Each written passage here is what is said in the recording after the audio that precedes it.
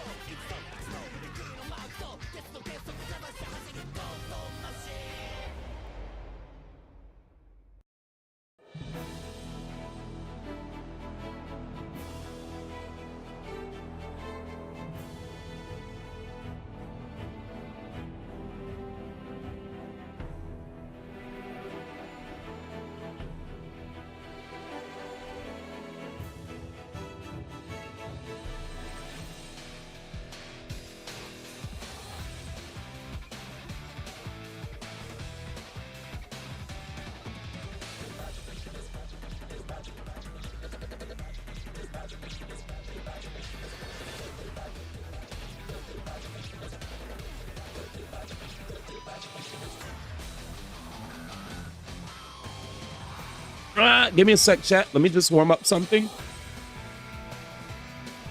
Stick around, play some music, jam some songs. I'll be back.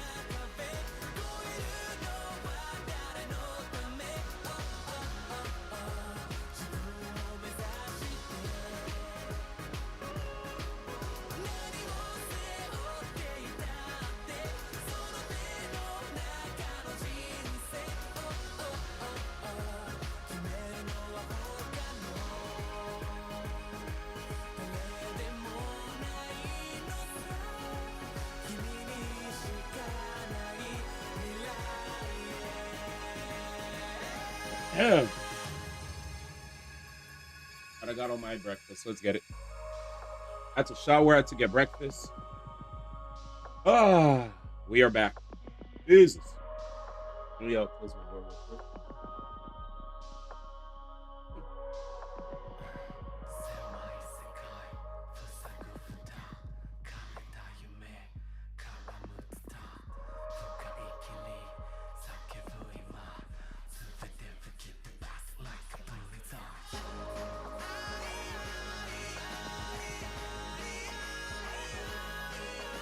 Test. All right. Burp. All right, where we at? God dang. Sorry, chat. I had a lot to do, man. But we here. Thank you guys for bringing the tunes, man. All right, who's here? Let's get it. Number 1, Master Dragon came through with the first.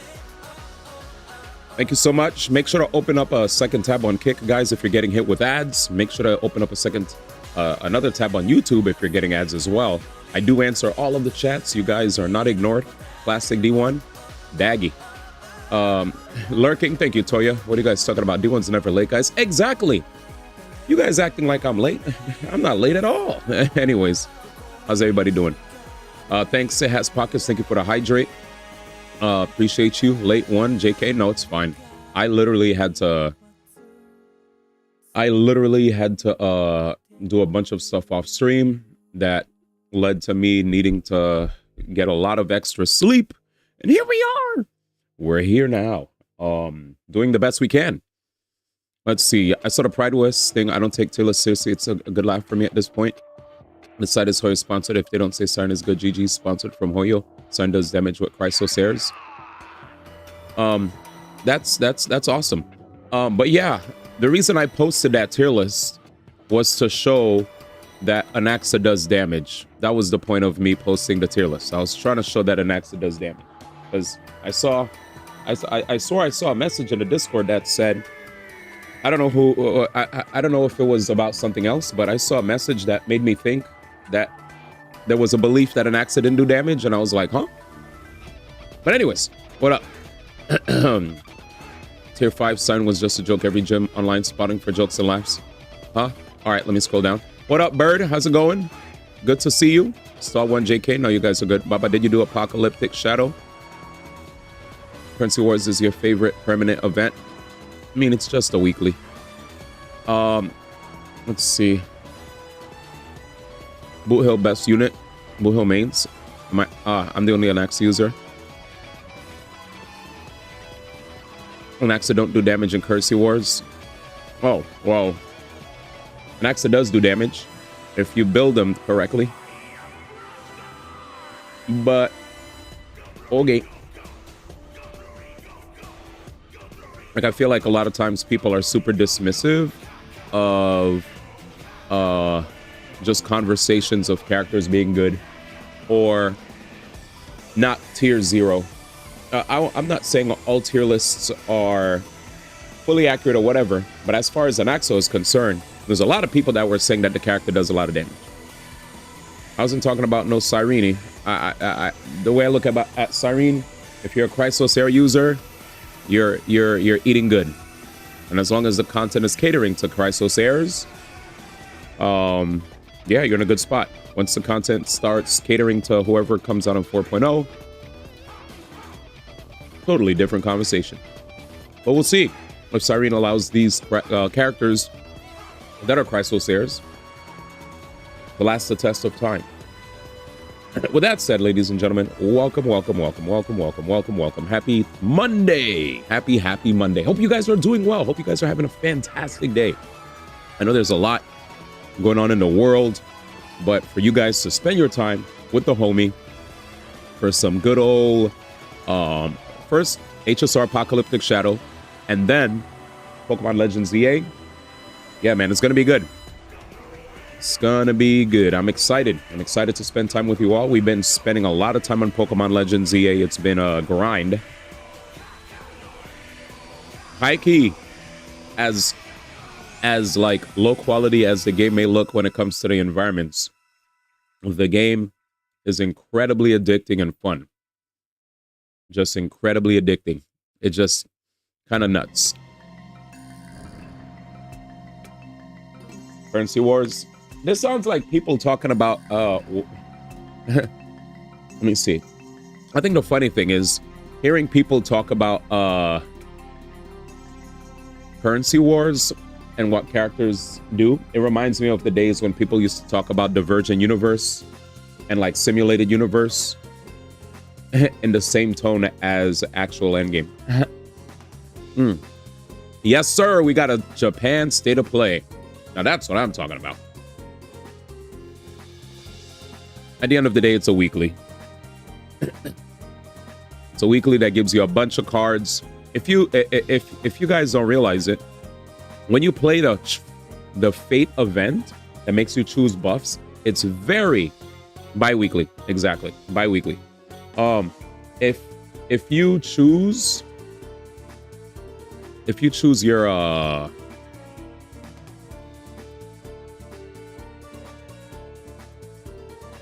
where is it? I still didn't do Snack Dash. You know what's funny, chat? I still have yet to do Snack Dash. Give me a second.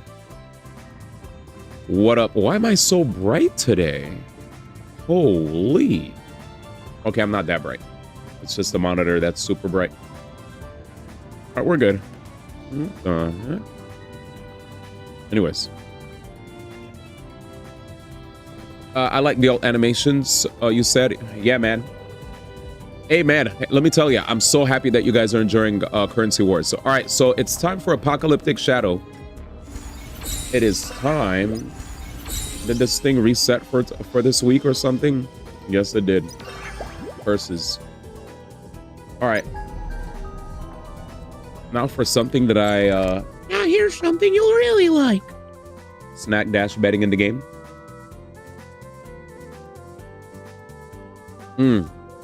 Bro, you know what's crazy, chat? High key, when 4.x comes, I don't know if I might actually still play or not. Reason being, I don't have it in me to jam these Swarm, Golden Gear, and Unknowable, bro. I'm tight. That joint is Snoresville for your boy. Snoresville, USA. If only it was fun. We'll see. Anyways, with that said, chat, let's jam Apocalyptic Shadow. What's this? But that's Anomaly. I was like, the fuck? All right, so I did Memory Chaos. I did Pure Fix.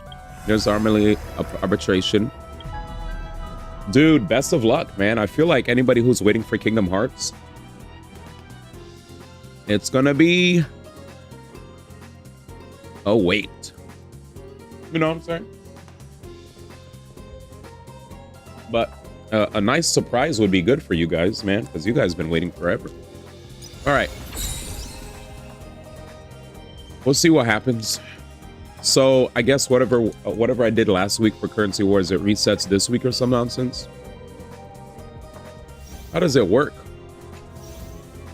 Yeah, it looks like I have to do it this week.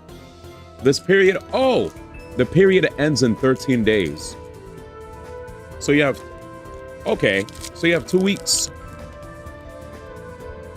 Hold up, Mayday.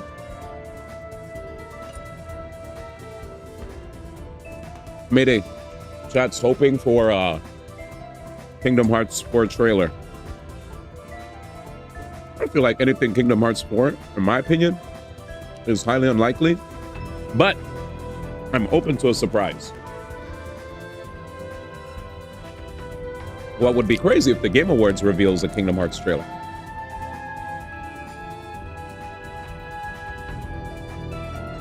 Uh-oh. If Kingdom Hearts 4 is shown in the next 8 months, it'll be tomorrow. It's highly unlikely, but this would be the place to do it. Why would you say that? Is it slated for a 2020? Is it slated for a 2026 release date? I actually would love to hear your rationale.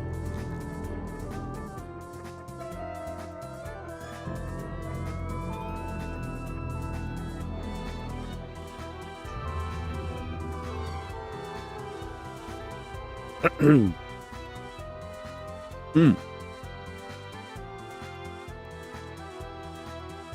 Mm. Gameplay trailer as state of play for Japanese games. I mean, it is a Japanese state of play. So when you think of Japan,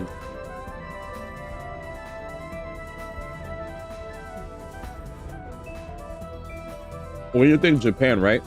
You think Bandai Namco, you think Capcom, Square Enix, Koei Tecmo. I see where you're coming from, because it's a Japan state of play. So it's like, expect third-party publishers from Japan to represent. I understand, Baba. You said it before. I'm repeating it. FF7 Part 3 will likely be at TGA's, and I don't think you'll see both at the same event. State of play is focused on Japanese games, not Western games. Kingdom Hearts 4 won't be shown until a PS Direct in the summer if it doesn't show up tomorrow, you're saying. So you're saying that there might be a chance where there's a state of play that showcases Kingdom Hearts 4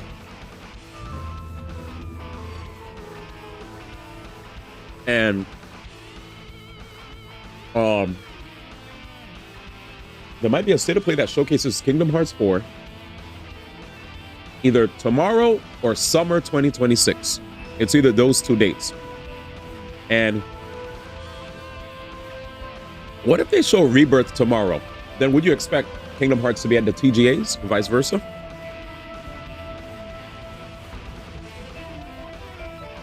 Yeah, the way I am, Jude, is how when everybody kept talking about Silk Song, I didn't raise expectations. I just said whenever it shows, it'll show, man. It'll show when it shows. So just sit tight and relax, you know? This is the best chance you're gonna have for 8 months. I don't think it's happening, but this is the best chance if it gets shown.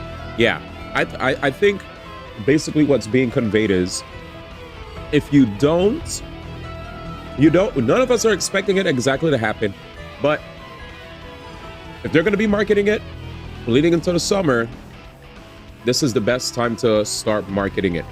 And if they don't do that, then they're gonna start marketing it in the summer. Let me see. Honestly, you don't think that they'll actually do a switch where they show FF7 here and then Kingdom Hearts in the TGAs? Interesting. Just popping in. Well, yo, what up, Lexi? To say, I don't expect KH4 anytime before 2020 or so. Based solely on the fact Kingdom Hearts seems to develop hyper slow. Hell yeah, that's why I was giving it like the Silk Song treatment. But did you say 2040? Oh shit. Okay, now I don't know if that was actually a message in jest or in sincerity. And I think summer, if not tomorrow. I still have low expectations. That's good. That way, if it happens, you guys get super excited, you know?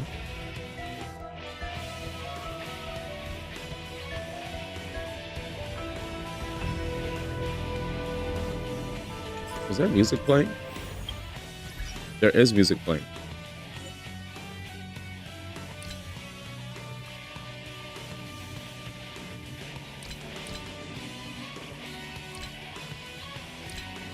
Is this from...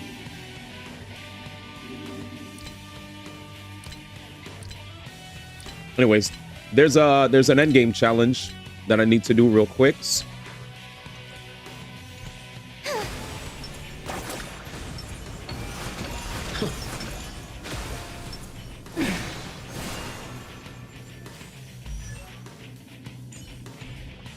Is this in English or Japanese?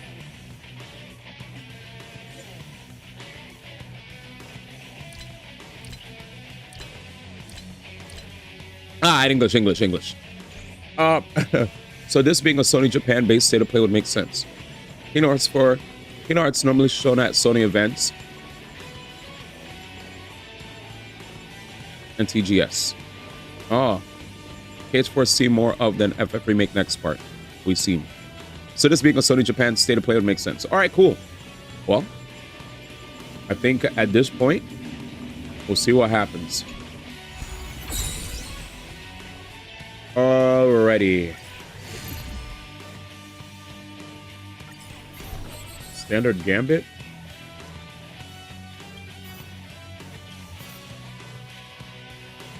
How do I do the quick? I heard there's a way to quick finish this thing.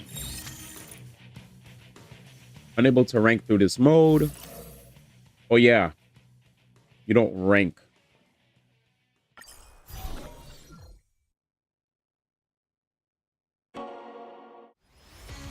That's exactly where I've been for the longest time.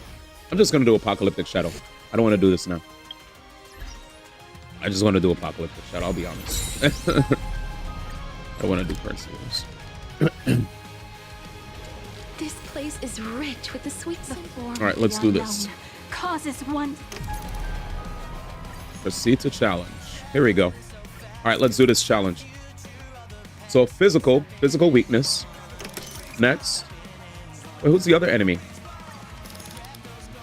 Yo, Bird with the tunes. I haven't heard the Sonic's tunes for a minute, bro. Let's go.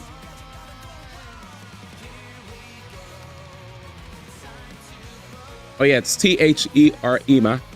What up, Cyrenix? Good to see you, fams. This is the Sonic Team Racing song. What up, yo? Thanks for dropping in. Next. Hey. There, that, the T-H-E-I-R, ma.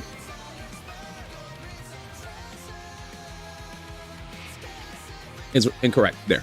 And Rebirth was revealed at TGA's. There you go. You got it, my man. There you go. I got you back. All right. Anyway, see. This is a good song, though. Rebirth was revealed at TJ's in 2022. Let me stop teasing Baba. Anyways, let me stop teasing him. What do I want to play here?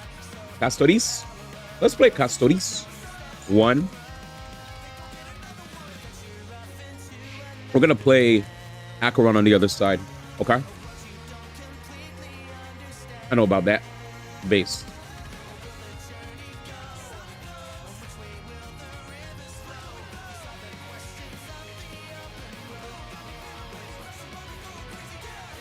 Oh yeah. We paywall song requests to save ourselves from randoms that come into the stream to grief the jukebox with nonsense and then leave the stream, you know? It's for my personal protection. Because people could put some like, you know, Third Reich type speech from that dude in Germany and I get banned, you know what I'm saying? So I'm not trying to have that happen. Hell no. No way. They'll just pull up and you hear Eins Vine whatever. And I'm like, all right, no. So, yeah. But anyways, any gifters for Lexi? With that said, you haven't seen much FF7 next part game. Well, was Lexi the Dark? It's a chatter, man. The heck? It's a chatter, man. They've been hanging out with the homies for a grip. Any gifters for Cyrenix as well and Lexi? Well, Rebirth came out in 22 months ago, so it's still cooking. All right. With all jokes aside, let me know, guys, if you hear like lots of crackles and distortion in my audio. I've been really trying my best to fix the audio to make it better. And you know, if you hear any distortion, any crackles, whatever, snack, crackle, pop, let me know. Yeah, TJ's could be the first place that we see I hear you. I guess what you're saying is for the Japanese audience, They're probably going to push Kingdom Hearts more, even though they know that it has a Western appeal.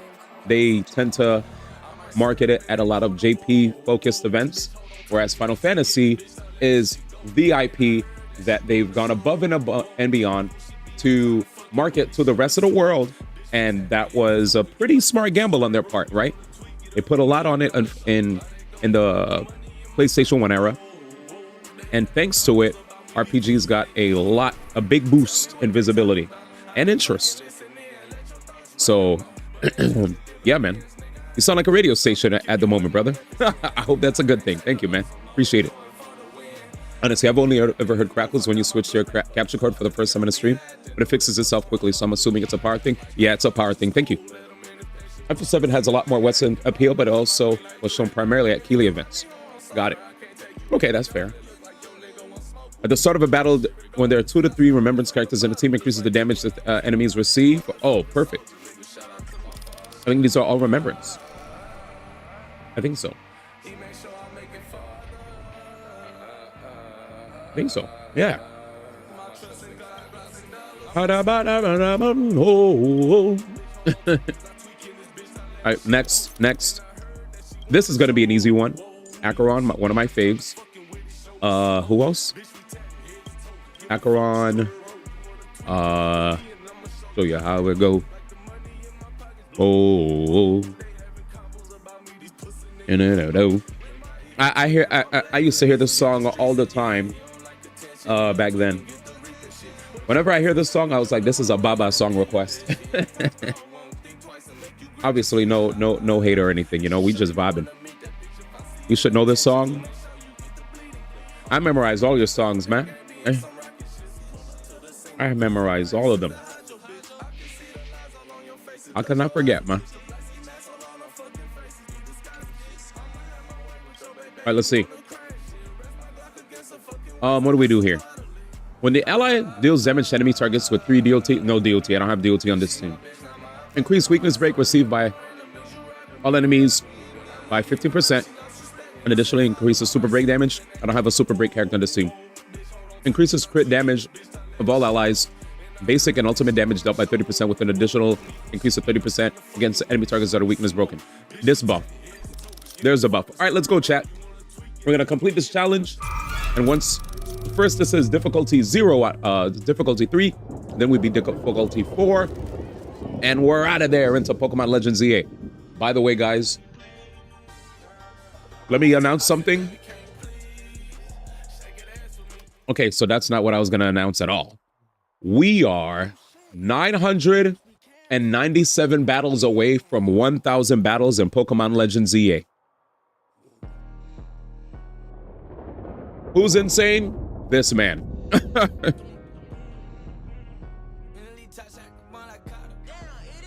997 battles in Pokemon Legends ZA. Oh, I'm 3 battles away. Sorry, I'm 3 battles away. I meant to say I'm 3 battles away from 1,000 battles in Pokemon Legends ZA. That's what I meant to say. Thank you. Thank you for the correction. Yeah, 3 battles away. Yeah, my bad. Basically, I'm currently at battle number 997. And I was like, let's go. HSR the GOAT. Whoever got the power put Cloudy Court Galaxy, Super Mario Galaxy 2 in the queue. Jeff Bias, he loves FF7 more than Cage. FF7 has a lot more Western appeal, but it was shown primarily at Keighley events. For Rebirth, I don't know why they would change for Part 3. Yeah, they're going to keep that the same. I hear you. Trends. I'm all about trends. That's a good way to make predictions. Do you guys know anything significant that happened today? I did hear, before we get started on this battle, let's check out some interesting stuff real quick. Give me a second.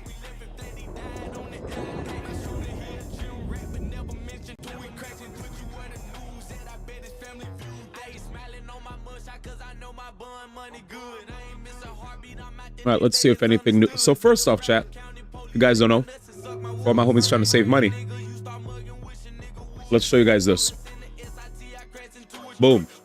Black Friday sale is already happening, y'all. We got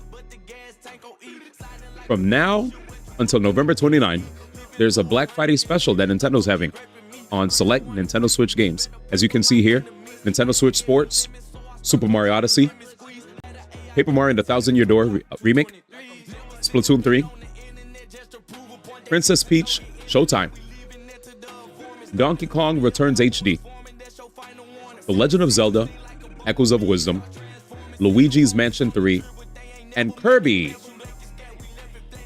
Return to Dreamland Deluxe.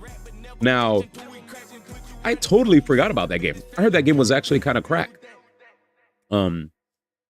Looking at this list, the games that I haven't played yet are Splatoon 3, Princess Peach Showtime, Donkey Kong Returns HD, or at least own. Kirby Return to Dreamland Deluxe. Those 4 games I don't own or ever played. I own Zelda Echoes of Wisdom, never played it. We beat Luigi's Mansion 3 on stream. I beat Paper Mario Thousand Year Door way back on the GameCube, so I have no interest in the remake. I played Mario Odyssey on stream in 2017. And yeah, that's just Nintendo Switch Sports. But there it is, chat. Starting at $29.99 SRP. So $10 off select Switch 2 launch Amiibo, Zelda and Street Fighter 6. $20 off the Samsung Micro SD Express card. So if any of you guys have been trying to secure your Micro SD Express cards to give yourself a little bit more storage on your Nintendo Switch 2, just a heads up. Just a heads up. Also, a lot of these games that I listed are starting at $29.99. Heads up, starting. Anyways, let's see what else started from these guys. These guys tend to tweet a lot of interesting stuff. Nintendo Switch, firmware version 21.0.0? What is this? They added symbols above software icons displayed on the home menu to indicate whether a software is a physical or digital version. When multiple software downloads are in progress, there's not an option to cancel all. If a console bundle includes a software download, there will be an icon to receive software. It'll display if the system is connected to the internet. The icon will launch Nintendo eShop. You can proceed to the downloadable software. You can still receive the software by navigating the eShop from the home menu. When finding users to send a friend request to you, the search for users you played with option under Add Friend now includes people you've interacted with in your friends' game chat rooms. Added the ability to download data for a virtual game card even if the Use Online license setting is turned off. This option is available in the options of a virtual game when accessed via virtual game cards from the home menu. The following updates have been made for game chat. The game will now automatically go to sleep while chatting. The option to turn off chat audio panning has been added. Chat can continue if the console goes from TV mode dock to handheld or table mode, but the scenario changes the internet from a wired connection to a wireless connection. The following updates have been made in accessibility and system settings. When use text-to-speech is turned on, the description of the predictive conversion character on the Japanese keyboard is now read out loud. The upper limit of text-to-speech speed was increased from 300% to 400%. The following updates have been made in audio and system settings. The ability to change the audio mode for a wirelessly connected Nintendo Switch 2 Pro controller was added. Stable or low latency? Oh, could be selected. Okay, interesting. Low latency will reduce the audio latency when compared to the stable, but there may be more subject to interference in some wireless environments. But this is with the audio chat. Next. The following updates have been made in the display system settings. HDR output was renamed to System Screens HDR output. Improve the screen display when using adjust screen size to make it easier to adjust. The following updates have been made in notification and system settings. The option Platinum Point Notification was renamed to the Nintendo Switch Online Notification. Following updates have been made in system and system settings. Stop charging around 90% was renamed to Stop charging around 80 to 90%. Time Polish were added to the list of options under language. Time Polish will only be available in software when it supports a respective language. General system stability improvements enhance the user's experience. The classic. I love when they say general system stability improvements enhance the user's experience. My favorite. How to restart a Switch console? Let's see. Added symbols above software icons. All right, we read that already. Yeah, we saw that already. I don't know why they repeated this part. Anyways. Yeah, that's pretty much it. Oh, it's Switch and Switch. Oh, first it was Switch 2, then it was Switch 1. PlayStation 5 has shipped 84.2 million units worldwide. PlayStation 5. And Ghost of Tsushima sold 3.3. Hi-Fi Rush's soundtrack delisted from all major streaming platforms without warning. The OST is still on stream. Also worth noting that the game was removed from PC Store. FYI, this is likely publisher transition related, and the soundtrack will be back on services soon, just not sure when. Please stay tuned, don't panic. Oh, okay. Who's John Jonas? Oh, creative director at Tango Gameworks. Director of Hi-Fi Rush. Okay, got it. Lego bundle deals. Lego Super Mario bundle set. Switch 2 edition of Pokemon Legends is now $55.99 with a code. 8-bit dough. This is an interesting 8-bit dough controller.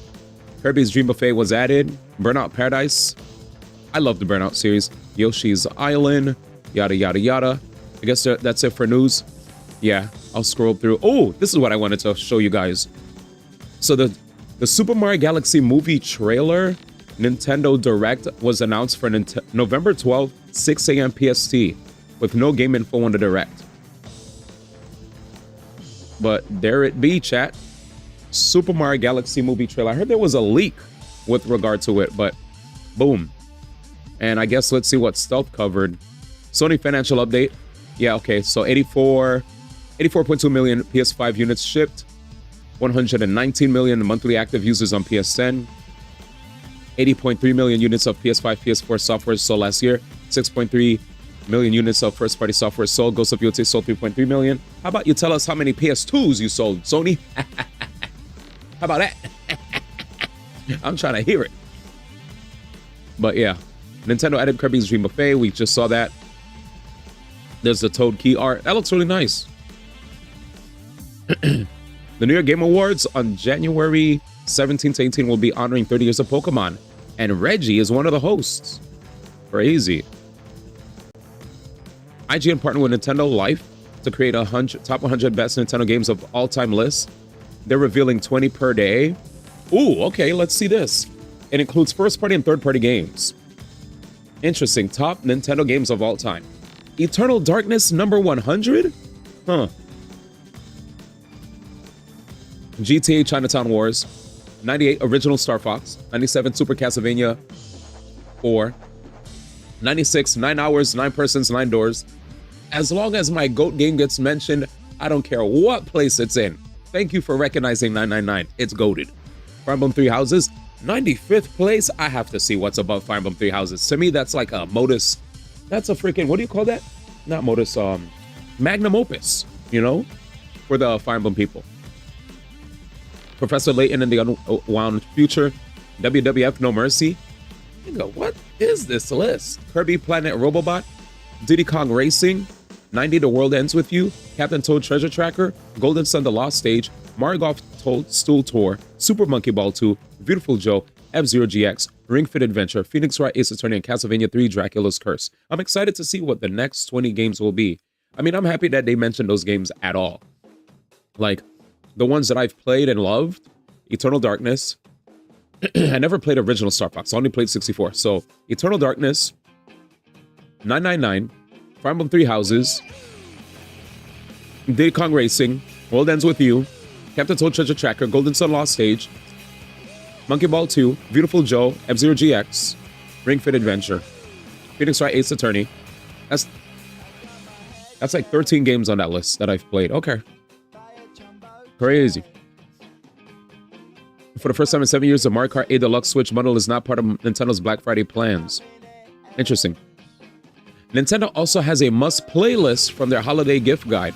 What did they list? Mario Kart World, Jamboree, DK Bonanza, Pokemon Legends ZA, Breath of the Wild Switch 2, Tears of the Kingdom, Hyrule Warriors Age of Imprisonment, that just came out, Kirby Rider, Metro Prime 4, Kirby in the Forgotten Land, Hades 2, Drag X Drive. Alright, my boy. One of these things is not like the other, chat. I'm just the messenger. One of these things is not like the other, chat. I'm just the messenger. One of these things is not like the other. I'm just the messenger, man.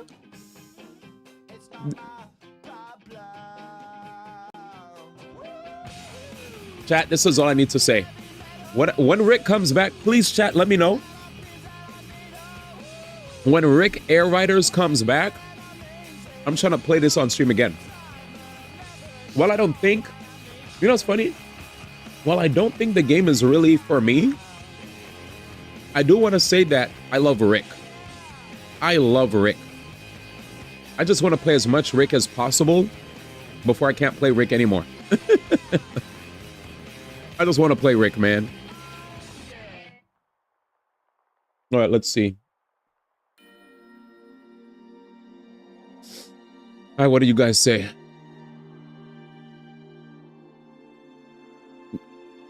You like JK? You love FF7 more than Cage? Yeah, I'm more of an FF7 person than a Cage, but I like Cage too. I like both games, but I definitely feel like I like both. Your Switch, you're good on games? Switch been gathering dust? You're getting Final Fantasy games recently? Yeah, I started getting into Final Fantasy since 2020, like early. Once that, because I kind of, if you guys want to know, I've been around for a while, right? I'm in my 30s. I played my first Final Fantasy game on handheld and on whatchamacallit, on handheld and on my GameCube. Which games are those? Final Fantasy Tactics Advance. Right? I wonder if I could actually auto. I might let auto rock. Because auto could actually do this. Anyways. So here it is, chat. When I played, yeah, the reason why I never played a Final Fantasy was because I originally was a Super Nintendo and Sega Genesis owner back in the 90s. And this is like back in the days where there was no internet, chat. That's when you had to use dial-up phones. You know, you probably don't even understand what I'm doing. You didn't have to push buttons to hit people up for a phone. We didn't have touch screens, chat. We had these old phones where they had this thing where you had to put your finger into a slot and you rotated your finger around the slot to like confirm. It was like a rotary phone. It's super old. If you ever see it, it's a relic from the past. But yeah, those old phones, chat, let me tell you. I'm a gamer from back in those days. And back in those days, it was Sega Genesis, Super Nintendo. First RPG I ever played was Super Mario RPG. After that, Chrono Trigger. I never played the old Final Fantasy games because I don't really know about the series like that, right? Like, unfortunately, when it came to Final Fantasy, looking at the marketing for Final Fantasy, when I saw the titles, it was basically just a blank screen that said Final Fantasy and a number. That's not enough for me to want to get into your game. And when I look at the back of the box, I'm seeing these random pixels, you know, but I have like no, like, as a little kid, that didn't make sense to me. When I was younger and saw Sonic on a box or Mario, that was immediately appealing to me. I was like, yo, Mario looks cool. Sonic looks cool. Mom, I want to play this. It was free, you know? What I mean free as in, it was like really easy to just like see it and get attracted to it. Like, whereas, you know, when it came to Final Fantasy, I didn't feel like the marketing really appealed to me until Square stopped making games on Nintendo systems and marketed Final Fantasy VII. That was the first time that Final Fantasy actually looked cool to me when I was a young kid. I was like, oh, this looks sick, but why is it not on a Nintendo system? Did more research, started getting into gaming journalism and all that stuff, and I learned after reading a bunch of gaming magazines and once the, you know, and such, that apparently Square started making games Square started making games on Sony systems instead, and that hurt because my parents didn't allow me to get any PlayStation games because PlayStation systems had more adult themed games, right? Games that appealed more to like the, you know, the older crowd, and I was still young, so, and I had really strict parents, so they didn't really let me rock like that. Anyways, I think on the GameCube when they finally allowed us to play Final Fantasy Crystal Chronicles, admittedly, I know this might make some of you guys upset, but I was a bit miffed because I personally remembered playing Crystal Chronicles thinking it was a good game, but when I bragged about it to my fellow like classmates, they were like laughing in my face like, bro, you never even got a chance to play like peak, you know? Like, because there were games like, you know, there was like Final Fantasy 7, 8, 9, even 10, right? All those amazing games. And I'm out here talking about Crystal Chronicles, chat. They were they were straight laughing in my face, bro. Like, all right, man. I mean, they're like, as long as you're having fun.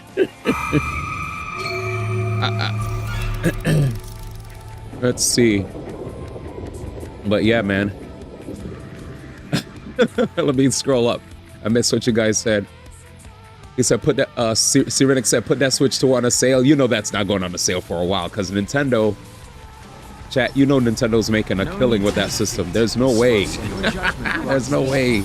There's no way that's going on sale. Let's see. Wait, I put this on. Put this on auto. Let this joint rock. Where am I? There was a lot that I missed. I was yapping, chat. When I yap, sometimes I forget to look at chat. Let's see.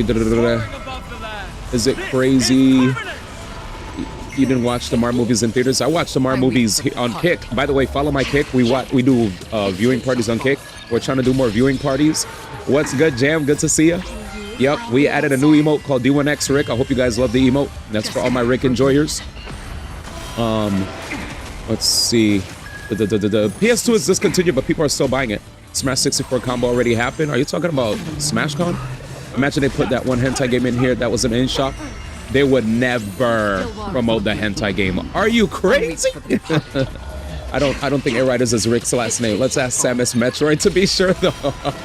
Okay, those are good games. FF13's your peak. I never played 13. 20 more posts till Princess Homebody. Are you talking about Cyrene? Who's Princess Homebody? You meant on FF games, the 80s? Okay, I was born in the 80s, and I'm not ashamed of it. 86, baby. I gotta say it if no one will. Damn, Uncle, why are we talking about the 50s? Okay, I didn't say anything about the 50s. What up, Allie? Good to see you, fams. I know about the late 90s, Jim. I am. Wait, you guys know about the late 90s? I'll be honest, I feel like most of you guys are probably born in the 2000s. But if some of you guys are actually 90s, man, you remember those times, chat? The good old days, man. We had to remember like addresses and routes and phone numbers. Ah, I could feel my hairline recede right now. Uncle's having some flashbacks. Fire Emblem is going, got me into JRPGs, really? Pokemon, you know what's funny, chat? I keep forgetting that Pokemon is legitimately an RPG. Every time I look at lists of best RPGs of all time, people keep mentioning Pokemon and I'm like, oh yeah, I forgot, dude. So you played Final Fantasy 8 first and went back into 7? Are you saying you played 7 first and you went back into 8, Mayday? The Pizza Hut demo disc with Final Fantasy 8 on it got me addicted. Wait, what the heck? Okay, tell me this story about the Pizza Hut demo disc. What's that about? You don't normally make a killing on hardware, or at least console hardware. True. If I'm not mistaken, Nintendo's expecting to lose money on the Switch 2 hardware, right? Because of like tariffs or whatever, but they're banking everything on software sales. So I know what you're talking about. Sadly, no game interests you to get the 2. That's fine. Final Fantasy X, only reason you know about the game, because your older sister played on Final Fantasy X when you were a kid. That's how I knew about Kingdom Hearts. My younger brother was super into Degrassi, Kingdom Hearts, like you know, Disney stuff, SpongeBob, all that. And I wasn't really into his tastes, but every time I kept seeing Kingdom Hearts and hearing my friends at school talk about it, I was like, maybe I'm missing out on something. But I never cared to play it until I started streaming and you guys recommended it to me in the late 2010s. It's a good laugh to see at Costco that shelf is just 2 games. Not worth it. It's not like PlayStation gonna talk about any of those sales. One day. Bird is 93. I see you. It's Cypher's nickname for Caceres. I thought he was a Caceres fan. Oh crap, what up, Jam? How's it going, man? Bird was born in 93. Baba in 96. Okay, I see y'all. You had a VCR in the Space Jam VCR tape? Oh, shoot, dude. Fly like an eagle to the sea. Fly like an eagle. What, dude, who is that? Is that Seal? When I heard that song, chat, I floated, bro. I floated. And they would use that song in commercials too.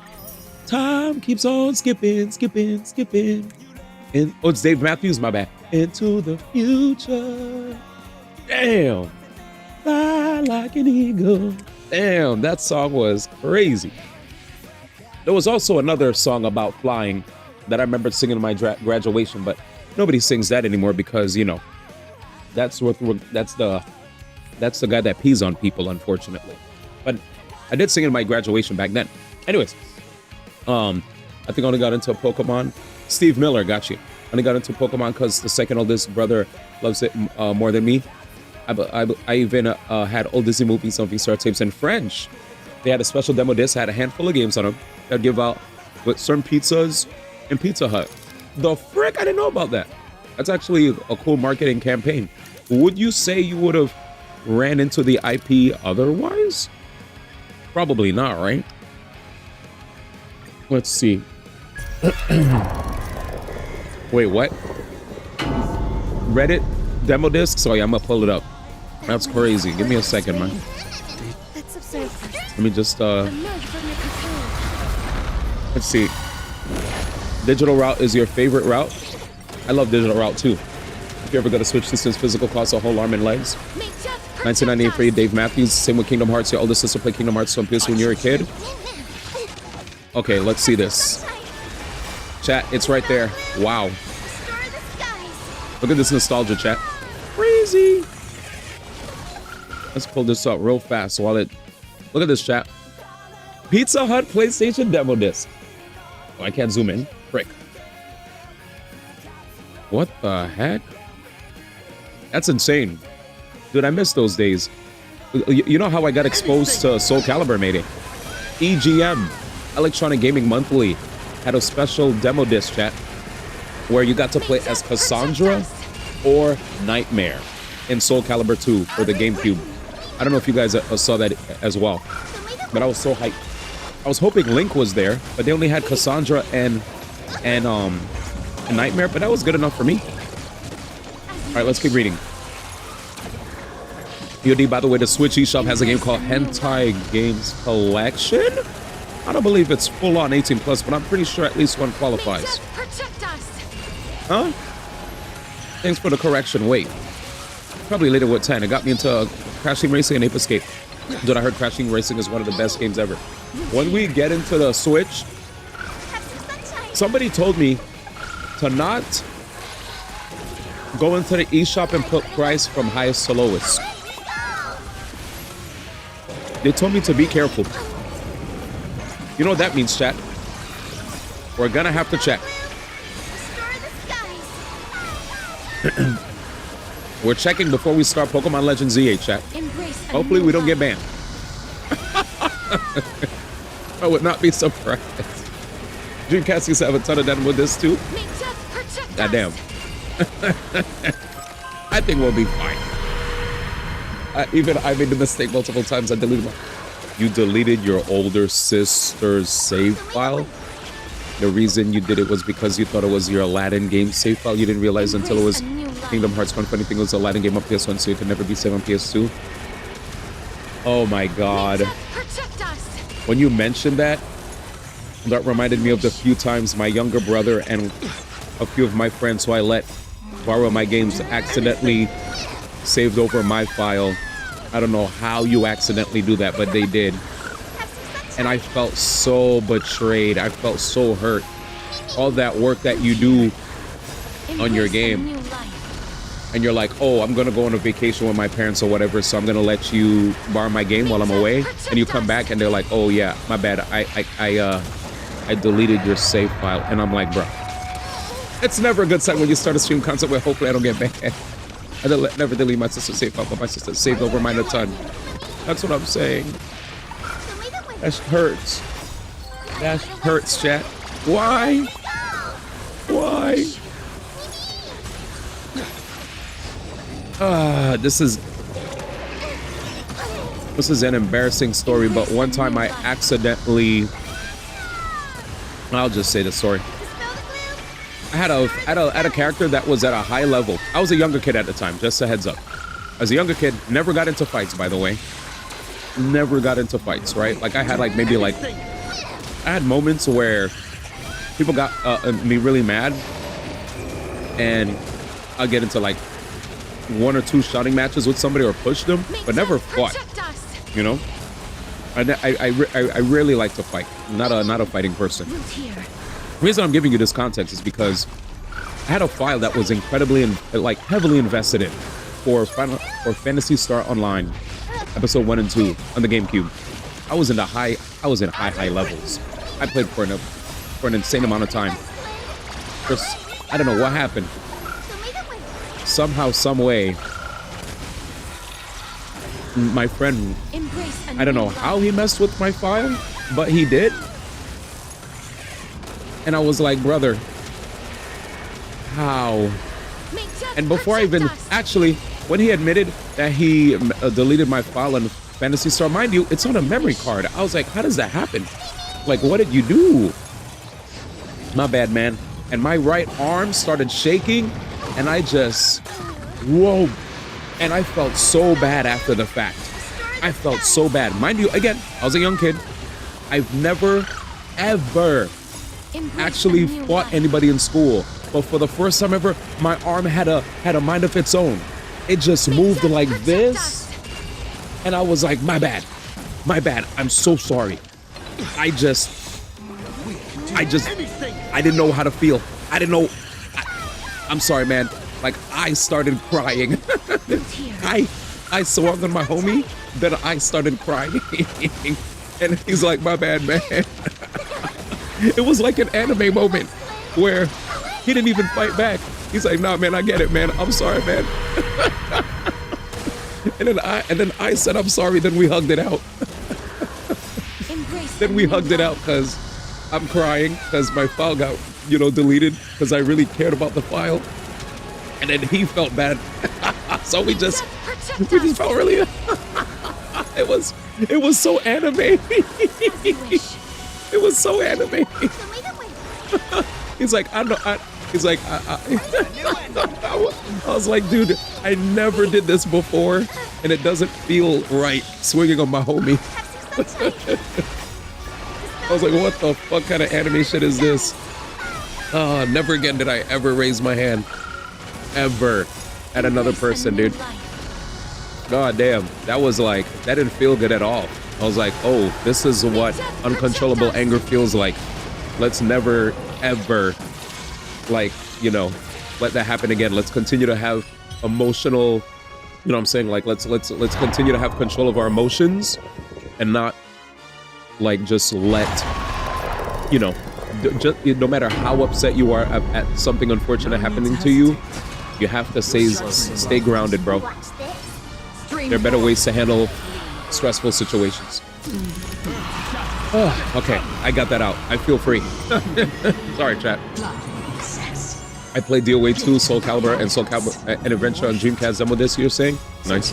Worst part, your sister is older than you by 3 years. No excuse. Then later on, your older sister got endgame, beat the boss with stuff, but sadly the disc stopped working, so rip. Damn, I'm sorry.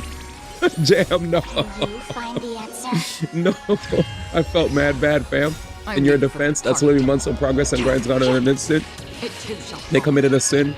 It was Riku's boss fight when I didn't have a keyblade, you had a wooden sword. See? I know, but it's still not good to swing on your homies, though. They committed a sin. See, even your friend knows. True, my friend was like, it's cool, man. I felt bad, though, because, I definitely, made the homie's lip, inflate just a little bit, so that felt shitty. But it is what it is. We didn't have a fight. Instead, we just kind of yeah, it was embarrassing. I didn't feel good. Swing on homie one, hug the homie one. Since you're already here, don't clip that. That shouldn't be clipped. Oh man, that's why I kept prefacing. I was a younger kid. I wasn't even an adult. I was not 18. So yeah, man. I was upset. I was upset. That's all I'll say. Sometimes you gotta swing on your homie for the relationship to stay healthy. Kappa. No swinging, chat. Twitch, we don't approve of this whatsoever. Oh man. But anyways, I'm very excited to play. Oh, is this Shin Megami Tensei? I really have to admit how much I love this game. this game chat really meant a lot to me as an RPG. You know, I didn't expect it to be that good. Why not have a meal before? But gosh be darn it, is it good? It's really good. It's really good. I love it. Where's the music? This is Battle Deadlock. Okay. For any of you guys who were there for the stream when I played the game, I think you guys could all tell how much I enjoyed the series and wanted to play more games that felt like it, which is why I like Digimon. Digimon felt like Shin Megami Tensei. Your older sister hype, you beat the fight. She was surprised you beat the fight since you never even played Kingdom Hearts. Which fight was it? Which enemy? Did you fight a super boss? Wait, is he burning all the skill points? Why are we out of skill points? Wait, what's happening? All right. Anyways, that was the story. Thanks for listening. Oh man, my stomach is full. I was like, man, this just your boy had a lot of interesting experiences, man. That's all I gotta say. Riku boss fight. Since you don't have to keep like you have the wooden sword at the last world when he gets the power of darkness. It's insane how I don't even remember that. But thanks, man. Oh, I think uses was fine, right? Oh, we have skill points again. Yep, looks like we're pretty much done. I think we're gonna be done, chat. We're looking good, Joker. Bow. He fused with Batman. Wait. Okay, we have a shield. We should be okay. Yo, Dan Hong's shield is stupid. Since you're already here, why not? Oh, I thought you're saying he fused with Batman, Baseman. Handsome, gotcha. Understands. Feeling spiffy? Now I know you meant Amson. Teasing. Let's hope this works. Let's go. The blue and red fight. Gotcha. Ah, man, I'm excited, dudes. I'm excited. Time to end this. I am excited for tomorrow. I guess other than Kingdom Hearts, you guys didn't really have any other predictions, so I'm gonna have to see if I could come up with predictions for tomorrow. Let's see. So tomorrow Sony's having a Japanese state of play, right? What predictions should we expect? Focus on Japanese PS5 games. What are the people saying? Time to end this. I, for one, would like to see a new Soul Calibur, Since you're already here, why not have a meal before you leave? but I think Harada made a long post about Soul Calibur and why it's done. I never even read that. I weep for the departed. What the hell? He wrote a long ass post. Too shall fall.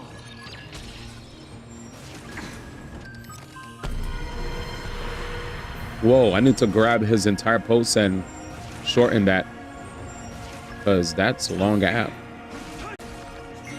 There was a long post he made about Soul Calibur that I think Max made a video on, but I never got to see it. So what I'm gonna do is I'm gonna grab this entire tweet.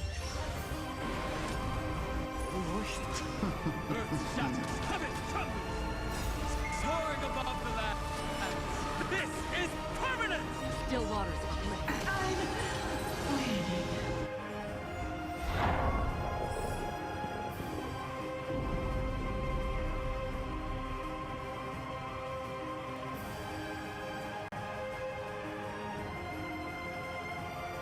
Wait 1 second.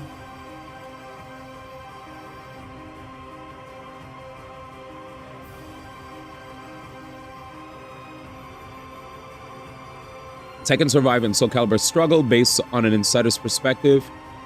It wasn't about which game was better. We did the challenge. Great.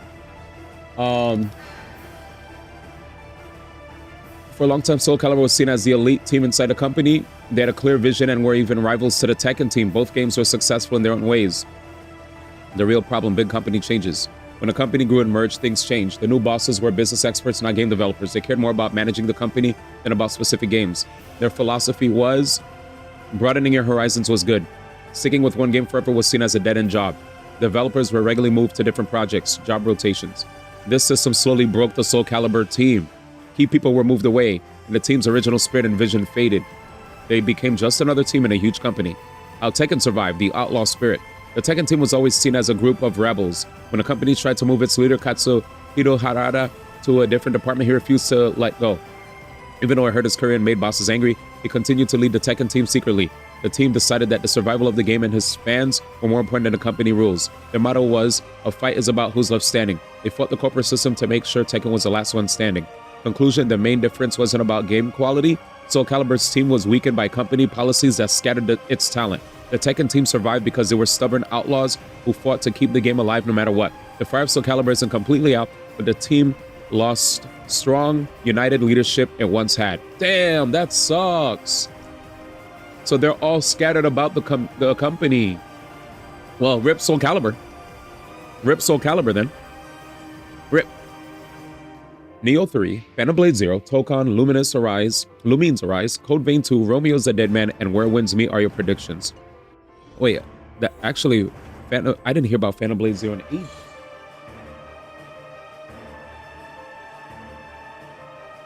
I legit haven't heard about heard from that game in a minute.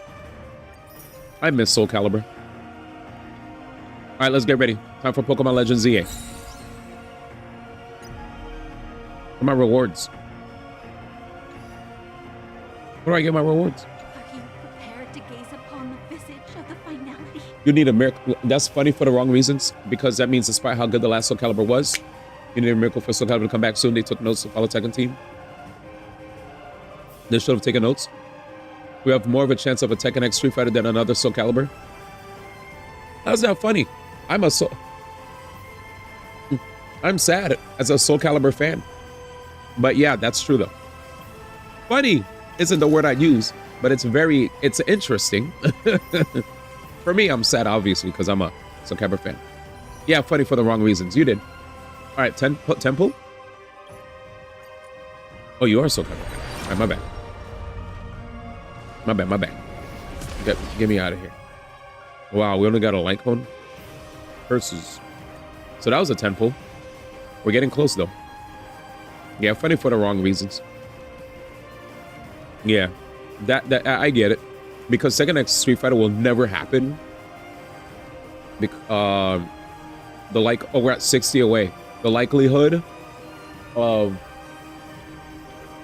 Tekken X Street Fighter is higher because of Soul Calibur being scattered. Sag. That is definitely a way to look at it. I'm not even gonna give pushback on that one. What's this, chat? You said this is like Uma Musume? Is this fun? Oh, cool. We finished at the same time. Oh, I literally auto-battled. Because I was having too much fun yapping. I never auto-battled that, but I was like, my team, now that I have like a really strong meta team, I felt like it was safe to auto-battle. Don't follow the rules, make a Soul Calibur game. I wish they did. Then he was bitching about losing the fight. I'm like, Riku, you took my Keyblade. Do you remember them bringing Ono on at Evo after getting fired from Capcom as a Tekken vs Street Fighter joke? Really? What the? What happened then? I don't remember that. What year was this? That's insane. All right, let me read this this Reddit thread to see what else people are thinking. Oh, so first off, chat, it's 40 minutes long.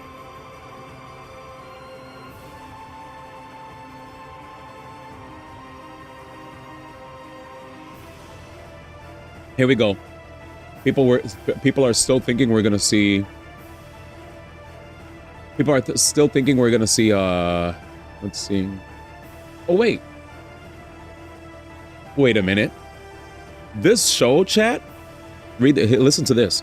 This Tuesday, we're bringing you a special episode of State of Play running for more than 40 minutes, focusing on games created in Japan and across Asia, alongside a few other exciting updates. From beloved series to distinctive indie creations, the show, hosted by voice actor Yuki Kaji, will be packed with great games, interviews, and new looks at anticipated titles.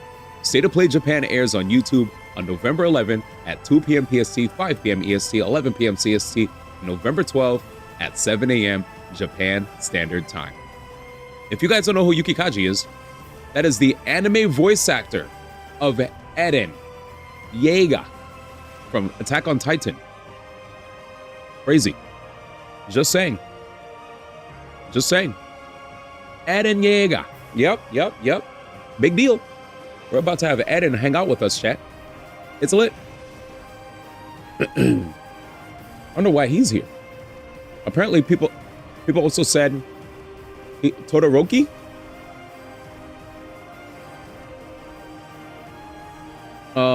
You guys think Bloodborne 2 might happen? Let's see. State of play. Tokon Fighting Souls, like Mayday said. That's a good guess. More anime titles from Bandai Namco, probably. Capcom is probably going to show more Resident Evil Requiem. Onimusha Way of the Sword with Capcom as well. Monster Hunter Stories 3. Oh yeah! Chad, they'll probably do more marketing for Onimusha, Monster Hunter Stories, and Resident Evil 9. Maybe RGG might show us some more updates, right? Like, they also have their own directs, but hey, Yakuza 3 Remake is coming soon, so people are expecting either updates on Yakuza or Virtua Fighter. That could be a thing.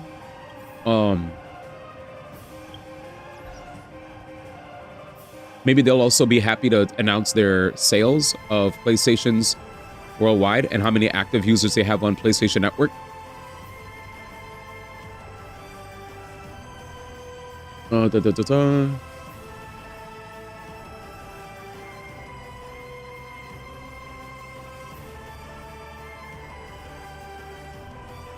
What's Ballad of Antara? Ballad of Antara. Ballad of Antara is an upcoming multi-platform dark fantasy ARPG from Infold Games developed by Tipsworks Studios. Apparently, people are expecting to see that. What else? I don't know if you guys ever heard of that game. Looks like a fantasy RPG. Battle of Antara. And Showa American Story. Showa American Story. What's that? That's from Neckcom Entertainment. A brand new RPG and enthusiastic love letter to the 80s pop culture that features a strong taste of B-movies. That's crazy. I'd actually like to see those. We'll see what they show us. Those are some niche picks. All right, let's go to Pokemon. I'm ready. I'm ready for Pokemons. Oh, I love Flow, but I have to pause because we're playing Pokemon now. It's Pokemon time. That was fun. Get me out of here. Let's play Pokemans. Start Pokemans way earlier than last Saturday. I'll tell you that much. Last Saturday, you guys were waiting for quite a bit. Thank you for your patience, by the way. All right, here we go. Here we go. Boop. And close this. Close this. Open this. And open that. Okay, let me see what you guys are saying. Please, an AOT game. Please, no more Airy Night footage. Yuki Kaji also voices Link in a game. I think one of the Warriors games. Next week, you got Dragon Ball Legends, Gacha Game Festival. Sick. I didn't know he voices Link in a Warriors game, though.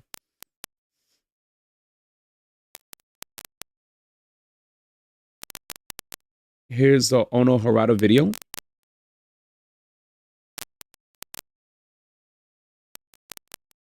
It's crazy.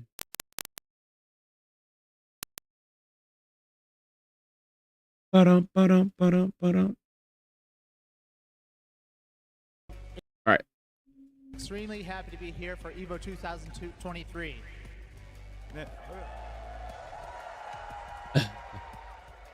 2023. What? What? Ono-san, what are you doing here? What are you doing here? Security! Security! Hey everyone! Long time no see! I forgot about this. Hey Harada, Me? Yeah. do you remember? We had some homework. Homework? What about homework? Oh man. We had taken clothes. Get out! Get out! This moment Get was out crazy. here. Damn. Wow, chat. The funny thing, now that you mention it, that has a higher chance of happening than Soul Calibur, huh? Sag. Calm down, calm down, calm down. I don't know he is who he is. That's I messed don't- up. I don't him.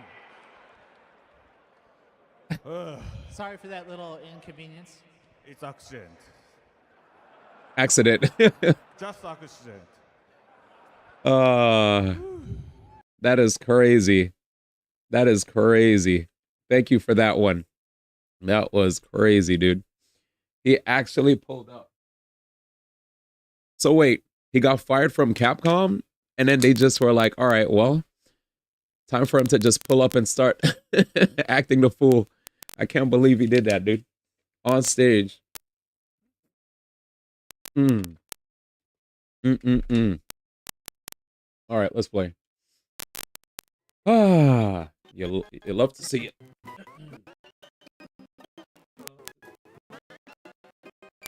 All right, chat. I think it's about time. I need to save this moment. All right, we good? Sound? Oh, where'd my sound go? Give me a sec.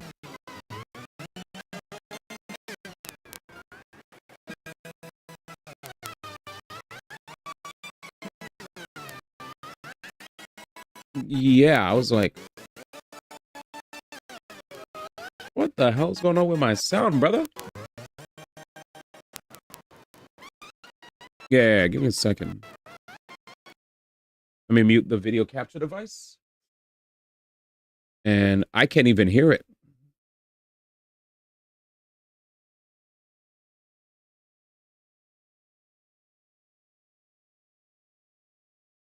I can't even hear it. Why can't I hear it?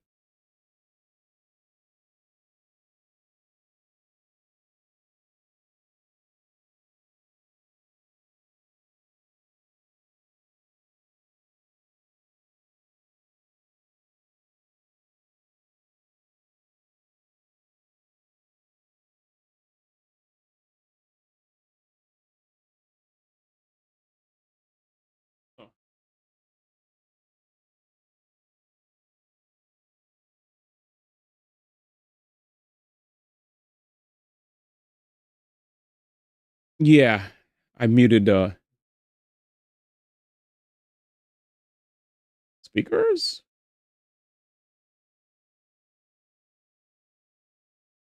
The speakers aren't coming out, bro.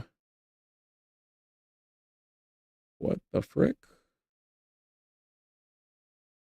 Okay. Oh, wait.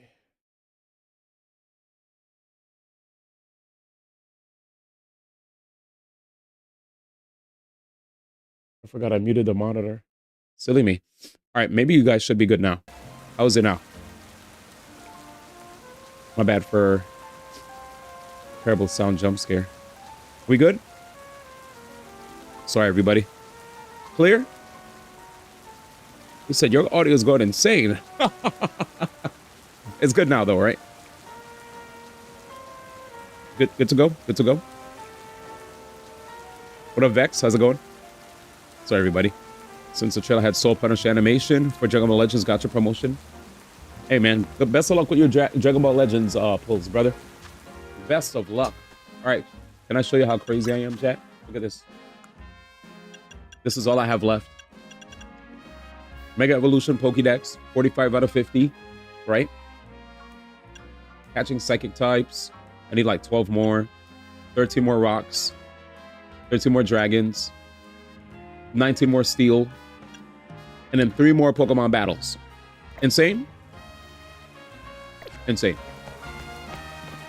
All right. I think we have some battles to do. So let's do some battles. And, well, we'll do the battles later. Let's just go straight to story, because we could get the battles during story. 3 battles? We're bound to get 3 battles during story, right? No reason to rush. You're welcome. Oh, I gotta change the name of the game. Give me a second. Change the name of the game, baby.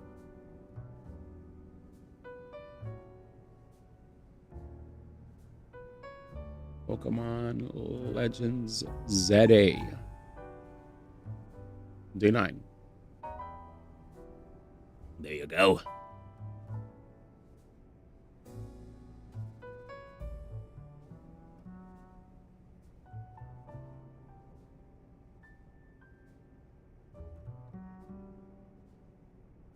That was it. So why did Vinny call you over to Cosartico? I guess the president just wanted us to know they've got our backs and appreciate our work. Such as counting on our help to take care of the Rogue Mega Evolution problem. On that note, did you both hear from Vinny about Rogue Mega Evolution reports for us to look into? I did not know about Nakayama and Matsumoto actually really wanting to patch Street Fighter 6 often, but can't because of the esports team. All right, so what's the word on that? Is it basically like...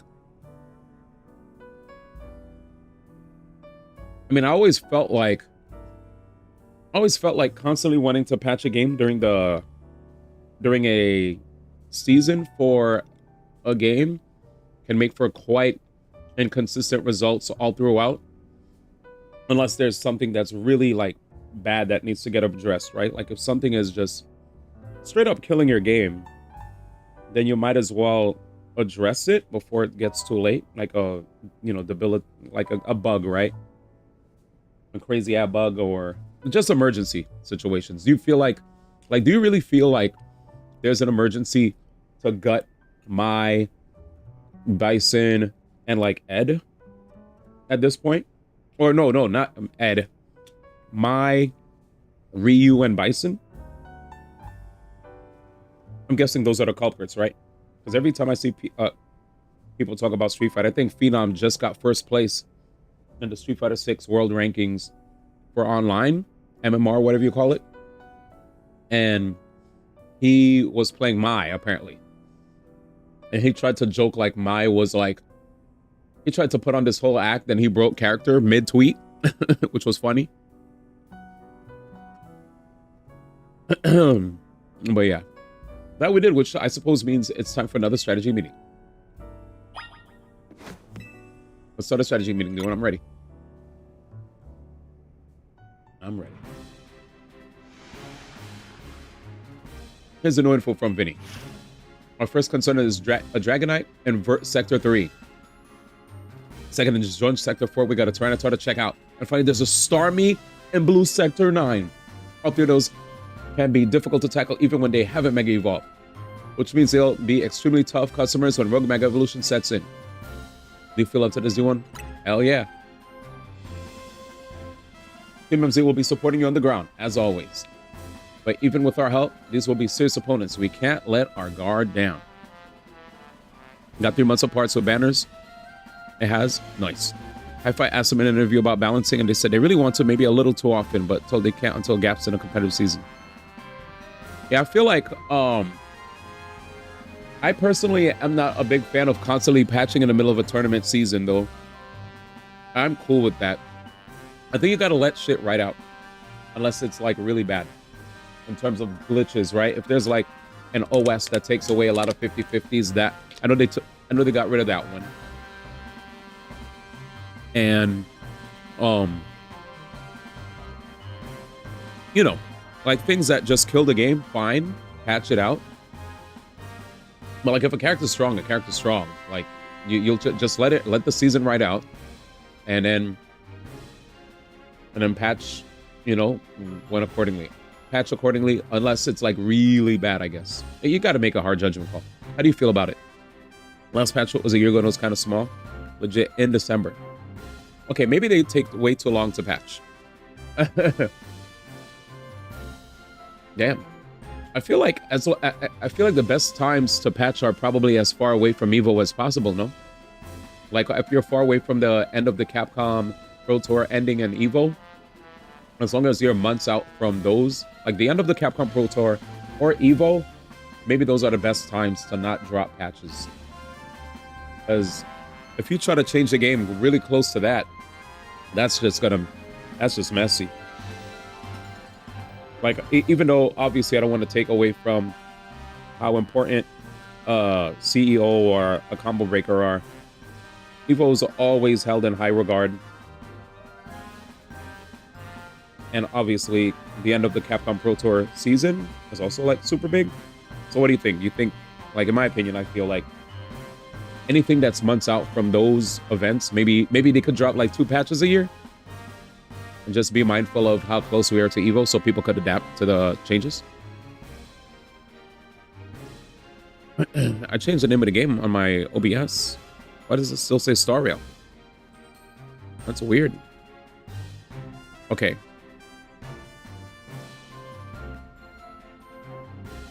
There you go.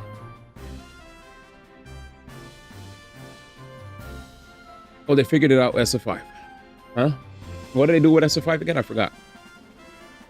I feel like SF5, wasn't that when they dropped a bunch of patches? Way too fast? But even with our help, these scenarios, these will be serious opponents. We can't let our guard. Sure, but think of how good we've gotten at working together now.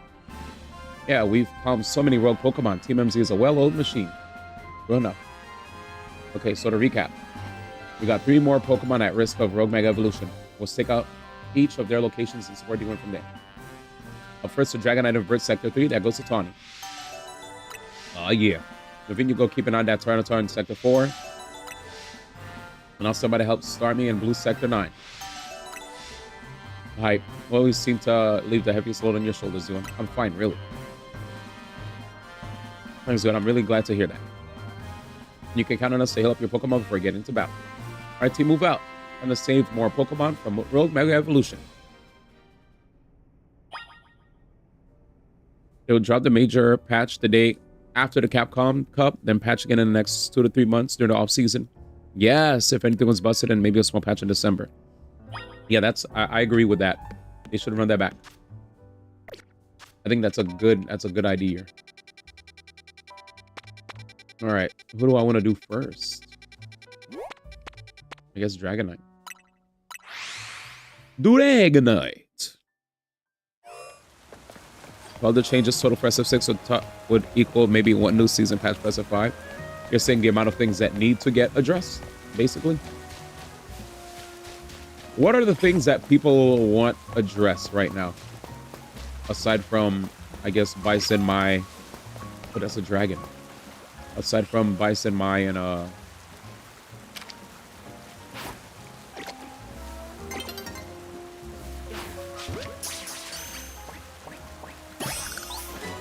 dragon type. Bison, Mai, Ryu.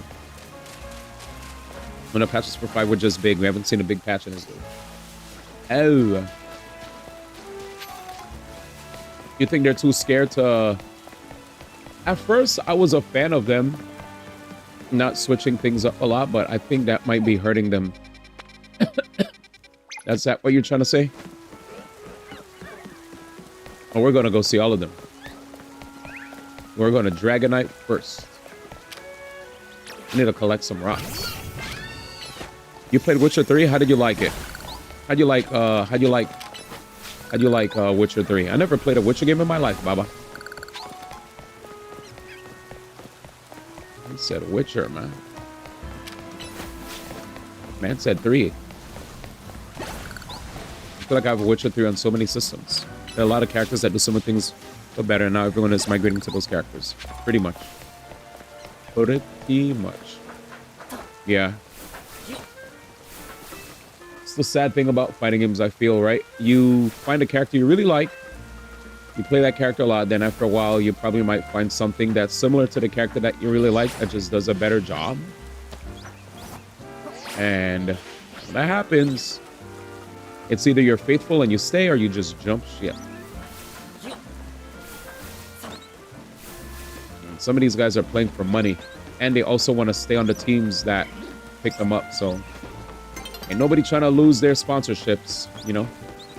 That's another thing too, right? Once you're sponsored, it's a whole different ball game. Yeah, there's no way I'm reaching that.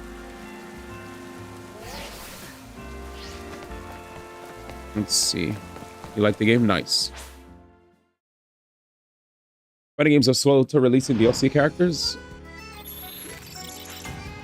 Yeah, I don't think they pump out characters fast. It takes time, right? I don't really have a problem with them taking. I don't have a problem with fighting games taking the time to release characters personally. But that's just me. I don't know how y'all feel about that, but I think it's exciting to see that there's like a wait, but I don't know. Most Shotos move to Ryu. Shun Kemi players are going to Mai. Yeah, there's no Guiles left. You feel like Street Fighter is slow, in your opinion? So Baba said fighting games are slow, and then you feel like Street Fighter 6 is too slow. Interesting. How fast would you expect them to release characters?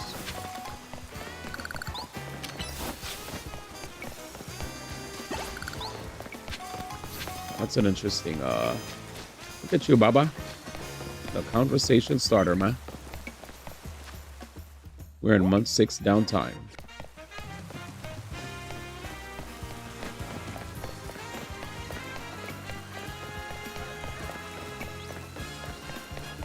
How often do characters drop?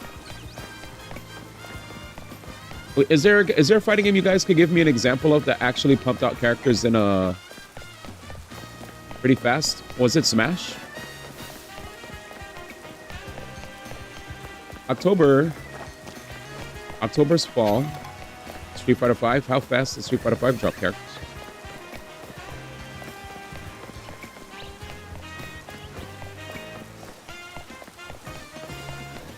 I'm trying to think. Damn, I don't see any ladders. Oh, there. I found it. 5 a year, sometimes 6. Damn. And now it's like 2 a year? I guess do you guys feel like getting a, what do you call it? Getting a deluxe pack for the game is like a waste of money or something?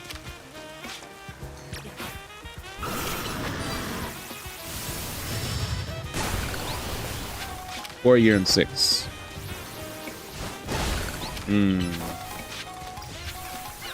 Okay. All right.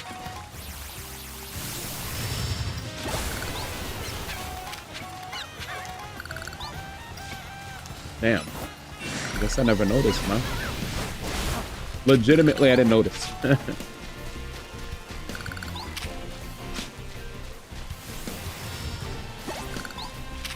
Break this, man. I gotta go, man.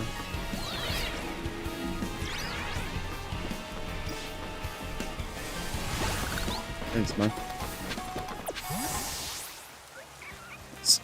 CLTW might have the entire DLC lineup in 10 months. Yeah, that game's pumping everything out. But I don't even know if that game's gonna keep going. Sadly. But that's not the point you're trying to get across. What you're trying to just say is that that Street Fighter is taking risks with their content, that they're putting out. I'm sorry, 8 months. There's a rumor that the final DLC character was bummed.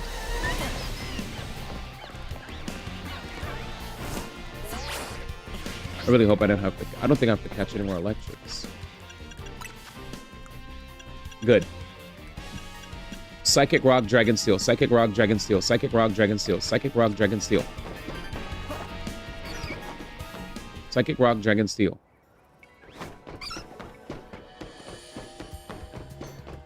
Oh, shoot, rocks.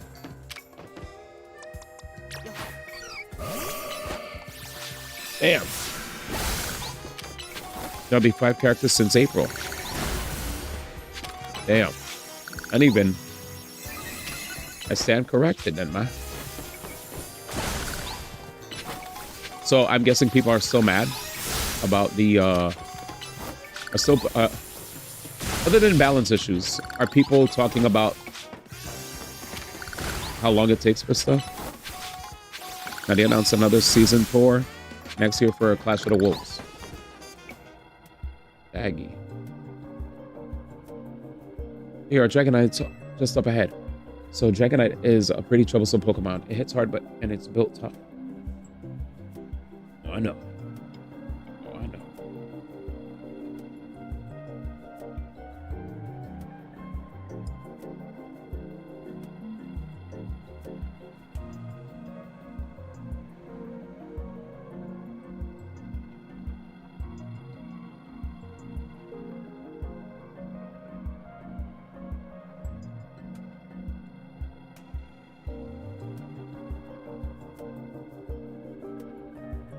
Oh. Now they announced another season tour next year for Clash of the Wolves. It's 4.1 million prize pool on the tour. That A-Rab money goes crazy. Look at that A-Rab money.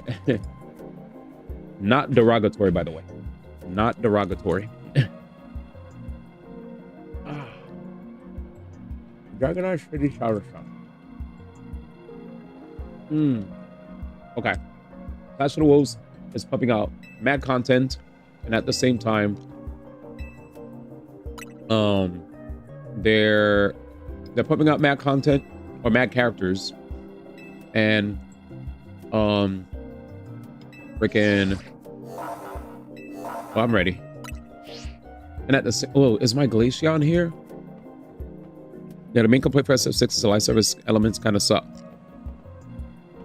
Guilty Gear stuff releases fast. Okay.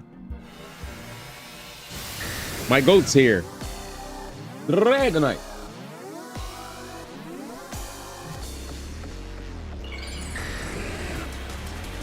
Here we go. Wings. You know, chat, I actually don't have a problem with this. It looks silly to me at first, but I'm all right with it, man.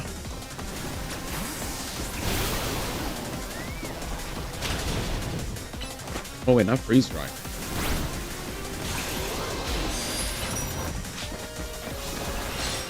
Where is he? Huh? Okay, come on, man. He has high special attack. You got to be careful. Also, I got to make sure I activate Wish to heal. I mean, Wish to make sure we don't die. We teleported here. Air Slash. Run. Good rollouts, I guess. He's dying, though. Food dry? He's dizzy.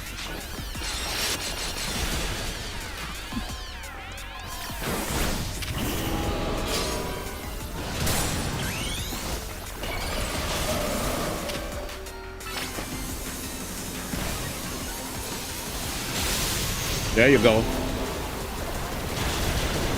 Oh no! He got his move out. What the fudge? What the fudge?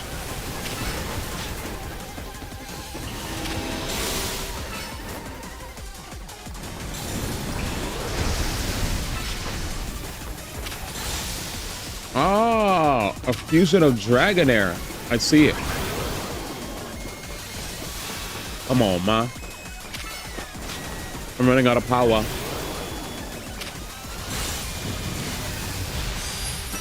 Man's trying to hit me, chat. Stay, Dragonair. I mean, God of War. Damn it. Oh, we're about to die.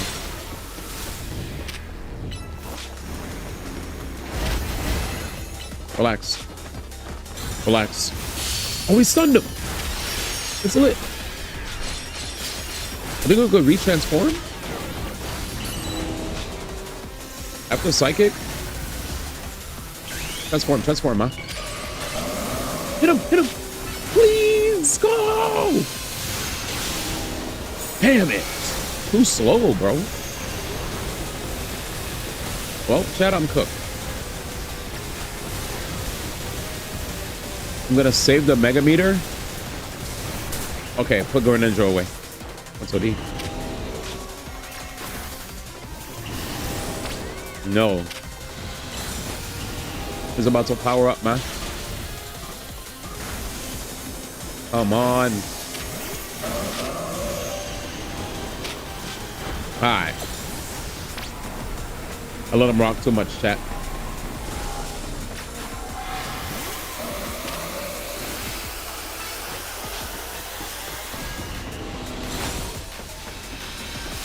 Dude. Dude. No. Oh my God. Yo, what the fuck?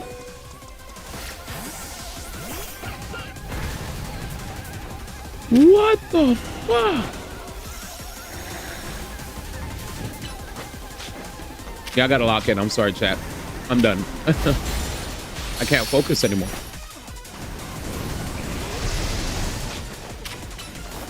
This is insane.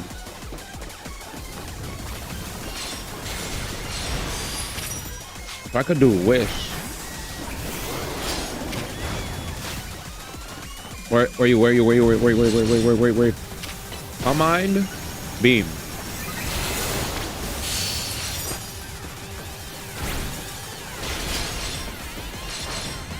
Okay, now, if you could do a wish, go to Guardy. Wish, go to Guardy.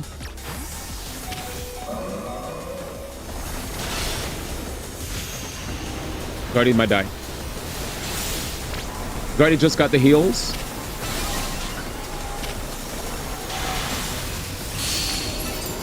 Okay, Guardy's in. Guardy's in. He's locked in. We got a chat. Wait, what? Oh, Jesus.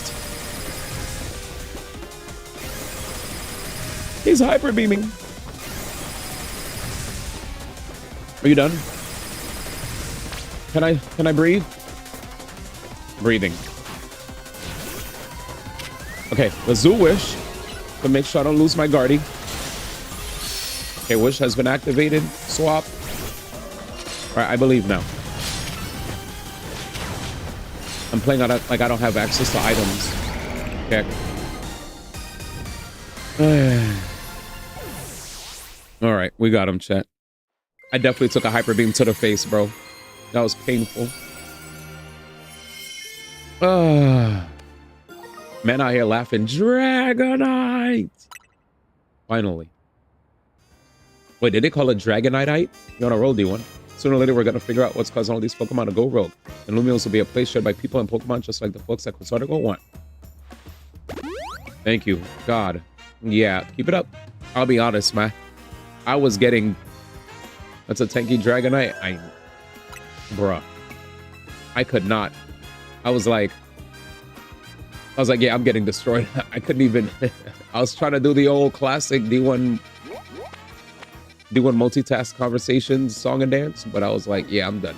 I can't do it anymore. I'm getting jammed. I was like, I'm getting jammed, man. I'm sorry, man.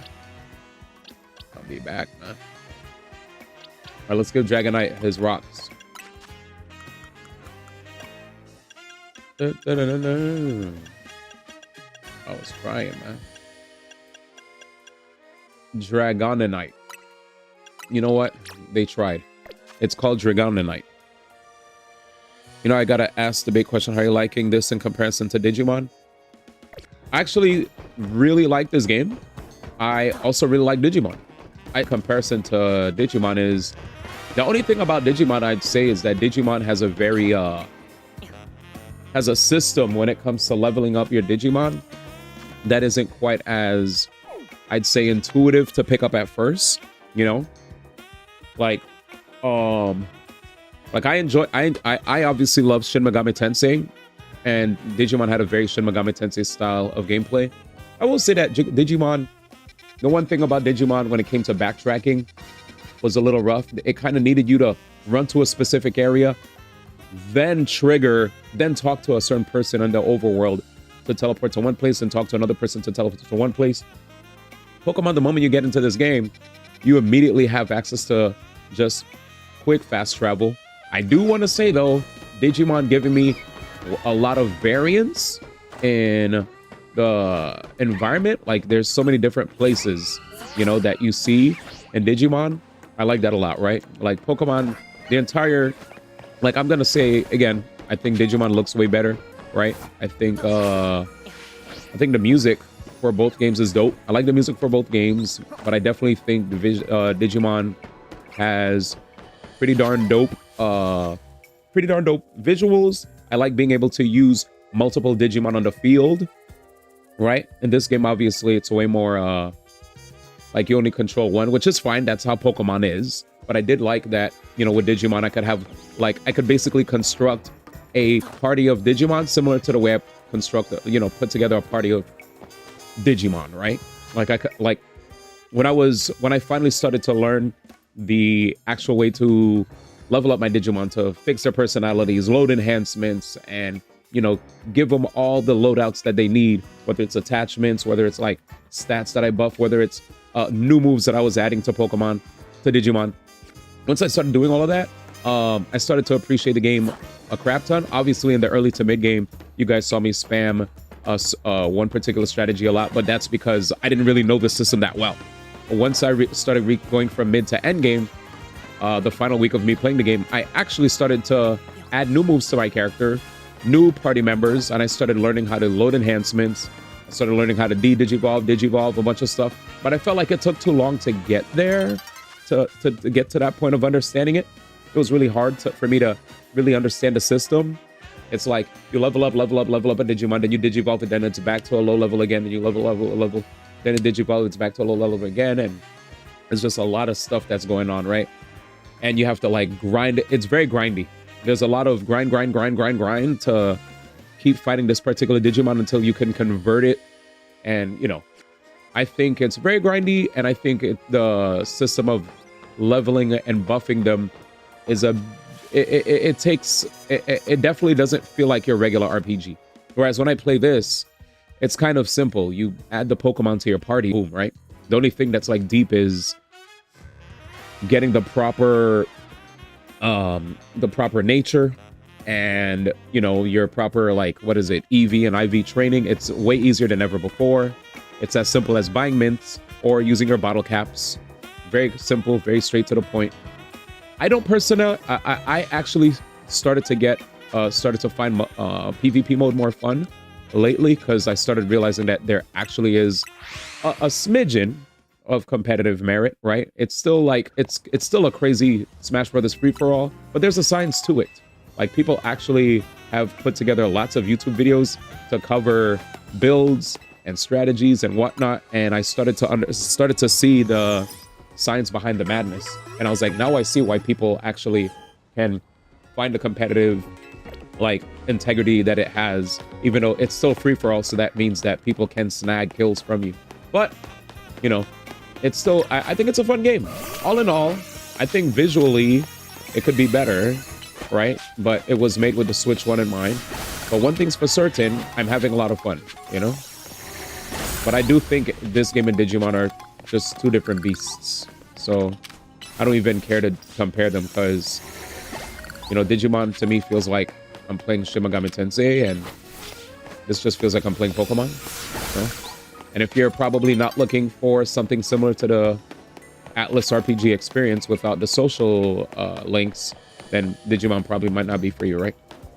But I love Atlas RPGs, so I kind of felt right at home, especially after glazing SMT 5 so much after my first time playing it. So I, for one, like it still. Anyway, let's see. The stream lagging? I'm dropping frames. Am I back? Yeah, let me... If stream's dropping frames, give me a second.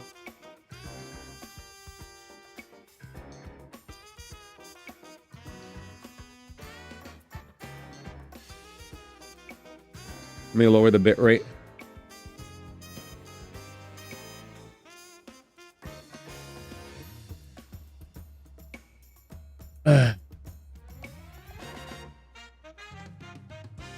Say, man.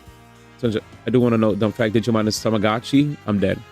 Spectrum's delay base. If it was rollback, it would be X Infinity. To the devs that grind, feels part of the experience. If it was rollback, it would be fiber. I used to that entire map was lagged through. It stopped dropping frames. I'm dead. That's funny. So the moment I stopped yapping, it legitimately fixed itself. That's funny. That's so funny. That's so funny. Yeah. I hope you heard everything. I'm so sorry that it lagged though. I was legit like this. It fixed itself, end of rant. Oops. When you said it's stream lagging, it stopped. We heard nothing. That sucks. God damn, dude. That was mad long. I said mad shit. All right, I could like simplify it then. Whatever. Long story short, I don't think it's fair to compare either of them. You know, I know people like to compare them, but I want to say that I think both games are very fun. I think that Digimon definitely seems more like a modern day 2025 game release. Pokemon doesn't. And the audio and visual aspect, right? Like the game looks dated when it comes to the backgrounds, and as far as audio is concerned, I still wish there was voice acting, but other than that, I think the game has a very fun gameplay loop, which is why I've been playing it a lot. Digimon definitely feels like a more modern day game. I do think though that I wish that Digimon had the immediate like access map and just fast travel that Pokemon Legends ZA had. That I think is really cool. Digimon, when you're playing Digimon, you kind of have to run over to a character on the map that can allow you to travel to certain parts of the map, right? You run over to a taxi, you run over to a flying bird, you run over to the train. You can't just look at your map and do it, which resulted in me doing a lot of backtracking when you saw me play the game. But I also think that playing Pokemon is just way more intuitive when it comes to raising your mons. Digimon, I don't think, at least when you're playing hard mode. When you're playing hard mode, it's very, very grindy, and that might not be for everyone. Some people like that experience, but a lot of people definitely don't like to just spend time grinding. Some people just want to get straight, go straight into the action, which is why I kind of used the Digimon that I did use when I was playing. You know, like when I was playing, people are like, "Oh, you're spamming like your pre-order bonus Digimon that Bandai Namco gave you." And I was like, "Well, it's either I do that or we have a stream where I just sit there and grind it for 1,000,000 hours on end, right?" So that there's a reason why I used the pre-order bonus mons the way I did. It was more so to have a more linear stream experience where we just keep hitting story beats and occasionally go off to the side to do a side quest, but we kept hitting story, right? We didn't do that much grinding, to be honest, when we played Digimon. But yeah, I feel like when I wanted to say in the beginning to the middle of my Digimon playthrough, I obviously kept abusing strong Digimons to get through the content because I just felt like it was the right play, or I'd probably have to take a long period of time grinding, right? So I did what I had to do to just get through and enjoy the story beats, knowing that I had a lot of games to play before the Game Awards starts. Anyways, and I know I'm not gonna be able to hit all my targets, but I'm gonna try my best, you know? What was I gonna say? So on the topic of Digimon versus Pokemon, Digimon Sword Time Switch and Legends EA, I said I appreciated that Legends EA has way better, like, way more intuitive system to grind your Pokemon up to high levels. It's just super simple and easy. I like that Digimon allows you to have multiple Digimon on the field, whereas Pokemon obviously is just one Pokemon. That's how it always is. But I did like that Pokemon had a unique system that was more similar to Xenoblade, where you had cooldowns and you could actually move your Pokemon around the field to avoid moves that had bad hitboxes, that didn't track, right? Where Digimon was like a more traditional turn-based Shin Megami, not exactly Shin Megami Tensei style combat, but definitely because if I had Shin Megami Tensei style combat, we'd have press turns. But it definitely felt like Shin Megami Tensei when I ran around in the overworld, right? When I like it felt reminiscent of an Atlas RPG, like a light version of it. Not so much Persona, but SMT, and that was a sentiment echoed by a lot of people. I love SMT, so to me, I felt right at home when I was playing it. But I did also like having multiple Digimon on the field for the game. You know, when I battle, it's not just one Digimon versus one Digimon. It's like multiple Digimon versus multiple Digimon, or multiple Digimon versus one big boss one, or a boss one with ads, whatever, right? I thought it was really cool. I was very much immersed in the game. I just wanted to say that the only thing about Digimon that was like difficult for me at first was learning how to make the rest of my Digimon on the level of my pre-order bonus Digimon. And I finally started to learn that from mid to late game. And the only reason I was able to do that was because I had so many Digimon in my boxes that I was able to just load into my pre-existing Digimon that I wanted to start using in endgame. Once I had enough Digimon to load in from all the grinding I did, right? Passively, I was just, battling a bunch of stuff. The more you battle a bunch of Digimon, the more data you collect to be able to convert them, right? And once I convert them to Digimon, I get to potentially raise them into like a war machine, or use them as fodder to make my Digimon stronger, to make them break level caps. And once I started learning how to break the level caps, how to build them stronger, how to construct teams where everybody complements each other and covers over each other's weaknesses, whether that's healers, buffers, DPSs, that's when I started to really see the beauty of the game in terms of battle. And I, for one, still stand on what I say about me thinking that it was definitely one of the more fun games that I played this year, right? I'm not gonna act like it's a 10 out of 10 or not out of 10. I definitely feel like it's more like an 8 for me. And I had a blast. I didn't really get bored. I just felt like it was the raising the Digimon part had a lot of steps, from digivolving to de-digivolving, and prior to even that, you're making sure to convert the Digimon, and you're converting a lot of them because you have to load enhancements because the game gets harder, and you need your Digimon to go be on the level caps that are placed on them. And I have to be aware of the personalities that the Digimon have, and I have to make sure to fill out all the different personality skill trees for the Digimon. And that also required a lot of like side quests and a lot of like grinding. There was a lot of stuff that I did from mid to late game that made me appreciate the game more once I understood it. But I definitely will say that for anybody who probably didn't exactly understand the system, they probably looked like me in the beginning, where they just kept trying to steamroll everything. And every time they finally came across a challenge, what did they do? They would spam a bunch of recovery items to heal their Digimon instead of already having a healer that could help them with said situations, right? Like when I was playing, I kind of just kept steamrolling. And if I had a situation, I was like, oh shit, let me spam my items. Let me spam my items to revive. Let me spam my items to heal. But once I got really good in late game, I finally had a godlike healer, Venusmon.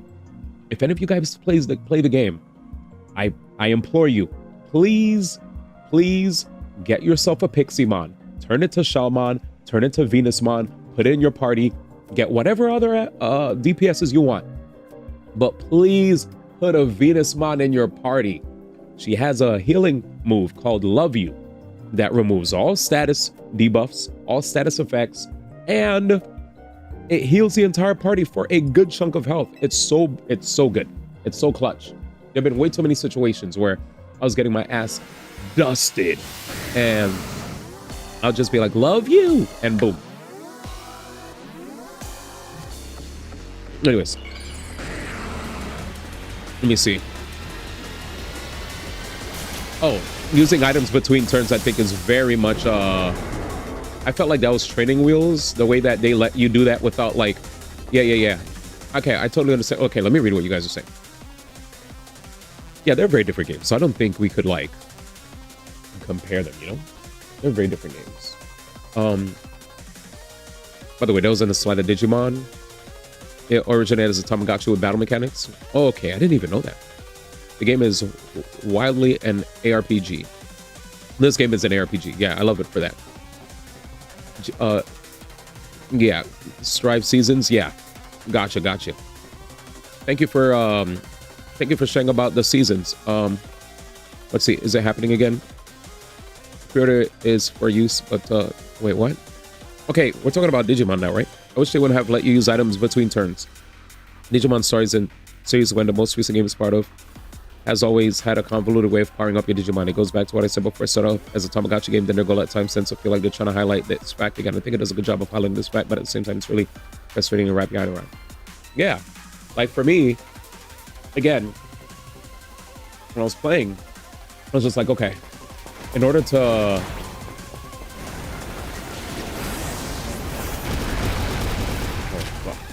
for me to be able to cook, I would need to be able to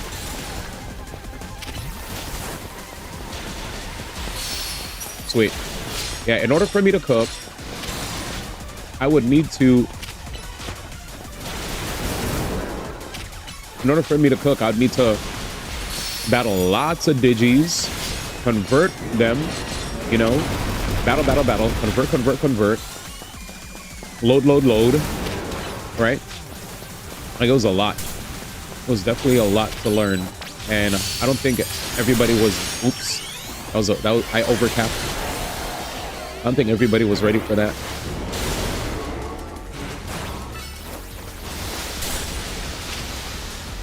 So, yeah, I think game good.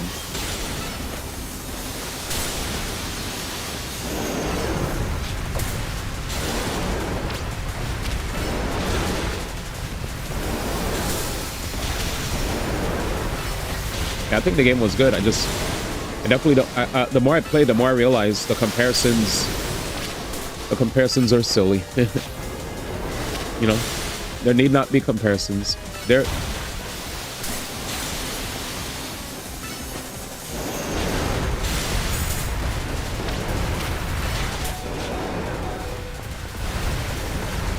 Jesus.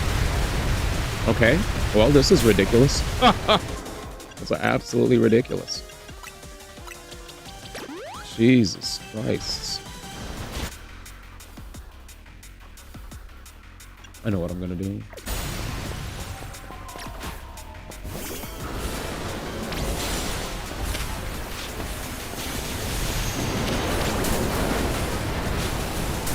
Brother.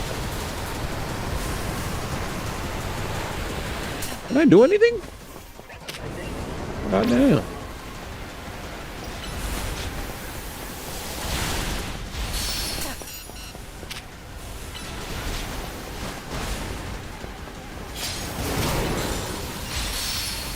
Oh, that hurricane ain't doing shit. Bruh. Mamma mia!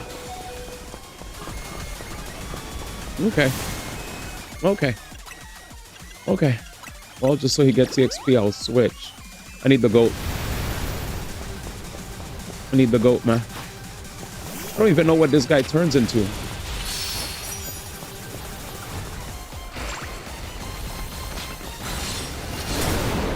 I mean, in terms of typing. Sorry, guys.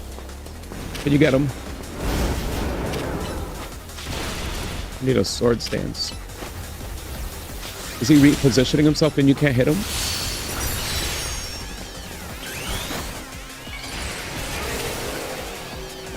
And it... Jesus. That took forever. God, he said, run, man. That was ridiculous. That was a bit more on the harder side of things. We did it, boys. I had to run. Tyrannorite. That was insane. Okay. Computer for use. You wish you could. Okay, so when I was using items in between GG's, they kicked my ass. That was hard. When I was able to use what happened was there was this big active hitbox that was underneath me, and it just persisted. You know, like that sandy that was underneath me. I was like, can I get out of here?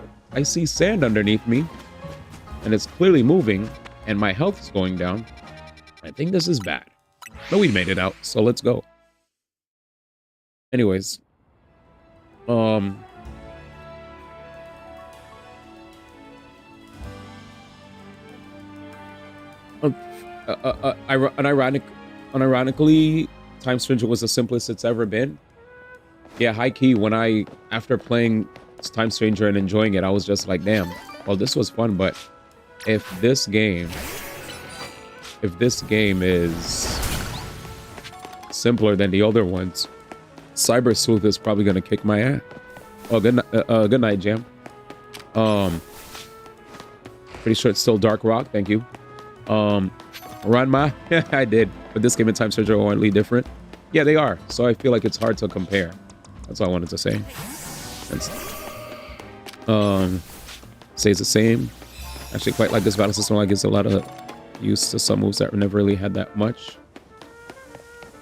But yeah, you're talking about the pre-order bonuses. Thank you, man. I appreciate it. But yeah, my bad, Baba. Since we're all talking about Digimon Time Stranger and Pokemon right now, when you started talking about fighting game stuff, I was so confused. I was like, wait, chat's talking about Pokemon versus Digimon, and then Baba's still talking about like characters and pre-order bonuses for fighting games, and my brain was like, ugh! Like, I was like, okay, these are a million different conversations that are happening right now all over the place. So yeah, thank you for sharing, man. But yeah, Digimon and Pokemon are always going to be compared to each other every now and then. They do have, in Digimon's case, had animes. They both have evolutions. They both came out around the same time. They have similar names. Yeah, I know, but as far as like the game is concerned, the games are vastly different from each other. So, but yeah, and shout out Thunder Knight, hell yeah. But yeah, yeah, dude. I was gonna say, I think I like both Digimon and this game for different reasons, right? Like, I definitely think as a Pokemon game, this is a really dope Pokemon game experience.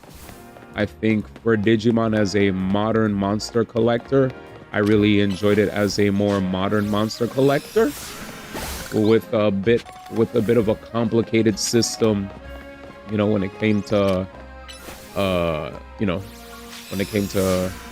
raising the monsters. Like Pokemon, obviously, I still think always has that gameplay loop that will always be fun, but like, you know, it will always be lacking in certain areas. At least I hope Gen 10 changes that, right? Like, I think this is really fun, but I think the combat's fun. Combat's fun, gameplay loop's fun, blah blah blah. But like quality, like visually and as far as visuals and audio are concerned, I always think it could do better. You know, it definitely was made with the Switch 1 in mind. And I would love to be able to just like hear Canary, like, I don't know, have like censored sound effects, or maybe just put some weird sound effects. Maybe not censored because it's a family game, but just put some, like, I don't know, put some sound effects in there, or like they did before, I guess. They have like whatever when she starts screaming. Like, put that in, but while also having voice acting in the future. We'll see. I'd like to see some voice acting. It doesn't have to be 100%, but maybe like a certain percentage of voice acting in the future. And I know this was made with the Switch 1 in mind, so obviously some things just look old, but the gameplay looks great, and that's all I'm gonna say. Anytime people ask me, great gameplay loop, but looks like a game from back then, right? The character, this model, like my character looks nice though. My character itself looks clean, right? But then when I look at the backgrounds, like, they could be like better, but I get it. They probably sacrificed that for really consistent frame rate. Like the frame rate on the Switch 2 is 60. I've never really experienced any dips. And if you're playing on the Switch 1 is 30 frames with the occasional dip to 25 to 26, right? But even people who've been playing on the Switch 1 have found themselves saying that it's actually still been a playable experience and a fun experience for them, despite it being 30 frames max. But yeah, I think it's an addicting game. I think it's an addicting game. But yeah, Digimon is definitely a more traditional RPG experience, I feel, right? Like you play Digimon, it's basically like it's a monster catcher and a traditional RPG in disguise. Like you catch monsters, but when you catch the monsters, they basically become your RPG party members that hang out with you, and you level them up and they get a bunch of moves and you equip them with stuff and yada, yada, yada. And I guess Pokemon, these are my party members too, except these are party members that go on the field one at a time, whereas Digimon, they could all go on the field 4 at a time, right? 3 at a time, 3 at a time.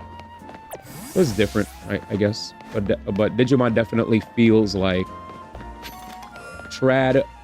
more trad JRPG experience, at least, right? Which is why I said it felt like SMT. Anyways, that's it.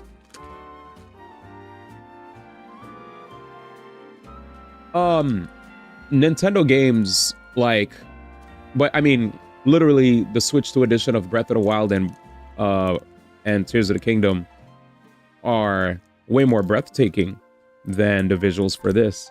Nintendo games can look good. What? There's Nintendo games. Nintendo games can look good. Even Donkey Kong Bonanza can. Well, that was a Switch 2 game. Don't say it. Already did. See, and it's Pokemon. It's Pokemon. So it is what it is. I'm not gonna just say it's a Nintendo game and give it a pass because I like Pokemon, which is a thing that a lot of people are doing, honestly, because they like Pokemon so much they're gonna give it a pass, despite how much money it makes. It is what it is. Bonanza looks better than this. I'm not asking for anything to look like UE5 footage. What up, Aurum? I'm just saying, like,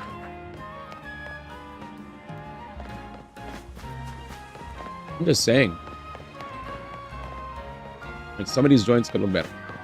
Oh well. But you know, if you don't agree, I said what I said because you asked. I'm only saying what I said because you asked how I felt. You don't care about graphics, that's fine. I'm not asking for games to look hyper ultra realistic, but definitely Digimon also wasn't hyper ultra realistic either, but it definitely looked sharper in quality. That's all I'm saying. Digimon looks sharper in quality in terms of graphics. I wasn't gonna bring this up, but I was asked, so I'm answering. That's all. But to each their own. I wasn't gonna bring it up. I was asked. I'm not here to start a war. But yeah, maybe it's kind of a reason they don't have VAs. True. I mean, these are the first one in a while where it's become more of a mainstream conversation, where it's really funny because this might be the most different their games have ever been. Yeah, I think beyond the voice acting and the also aside from graphics, I will say that I definitely like.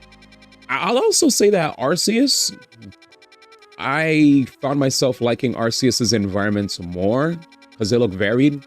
Which, if you want me to compare Time Stranger and this, at least in Time Stranger, I saw a water area, right? A beach area, a fire volcanic area, an ice area, an area with a lot of foliage, right? Trees, green everywhere. Like, I love seeing different environments a lot in a game.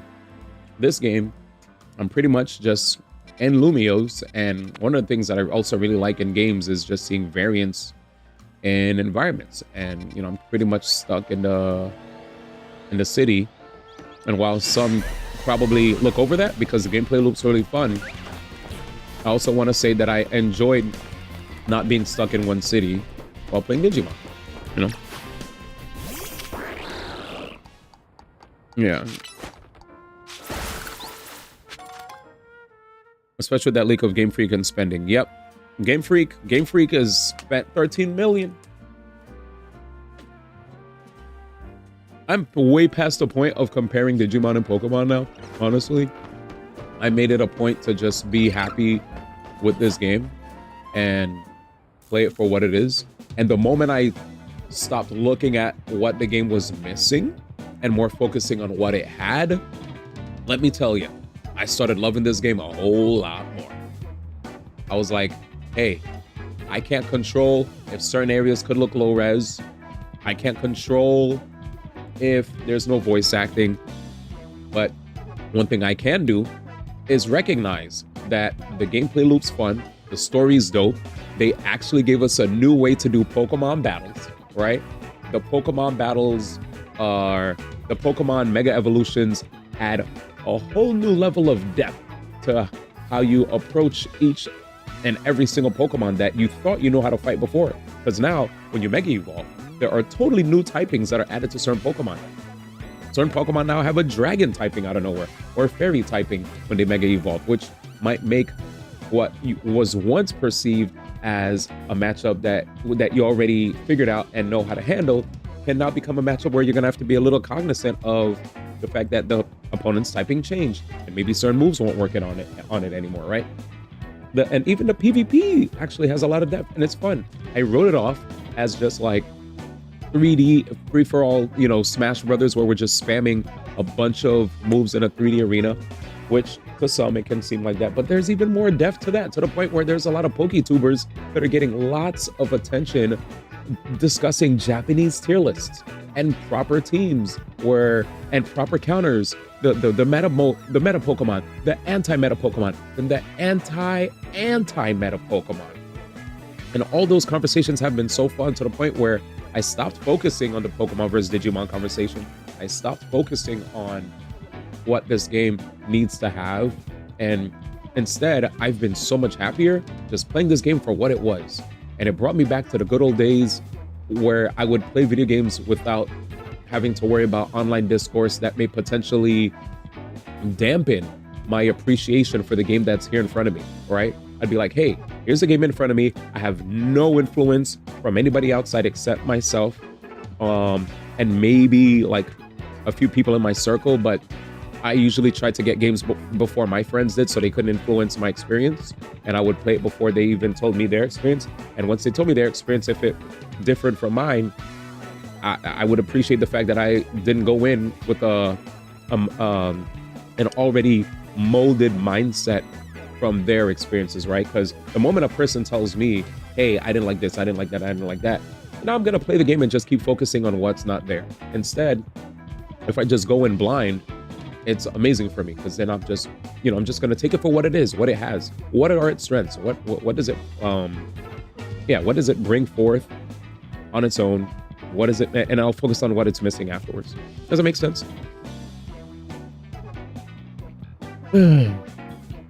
Right.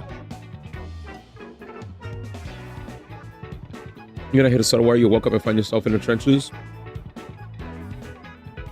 You got Bioshock Infinite? Nice. You go to bed? Good night. See you tomorrow. Did you see that Game Freak flipped out on the money they spent?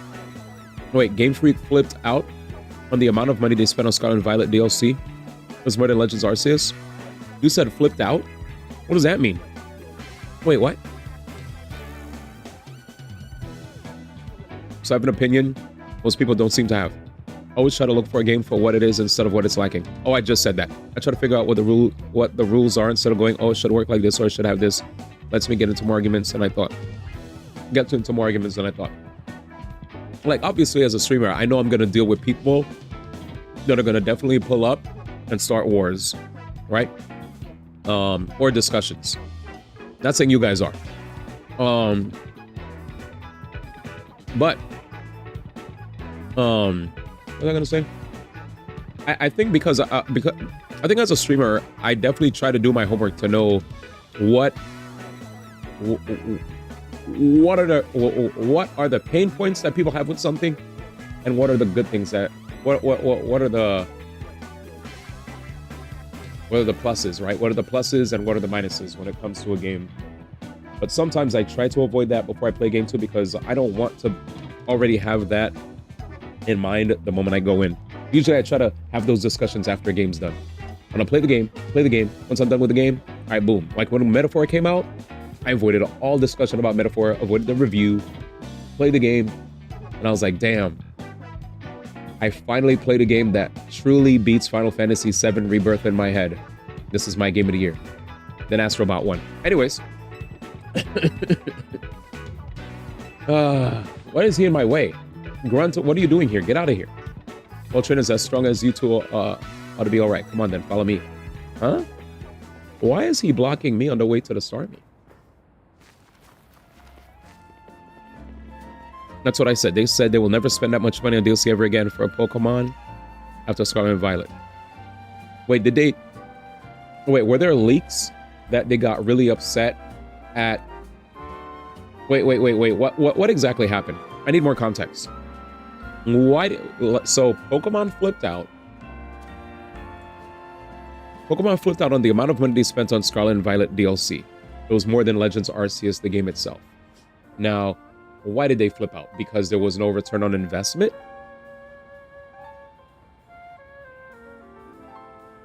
That's it. I'm looking forward to the ZA DLC. Looks like it's going to be a good time sink. Hell yeah. A Pokemon roguelike sounds a lot better than a Donkey Kong roguelike. Oh, the Donkey Kong roguelike was the DLC, right? Okay.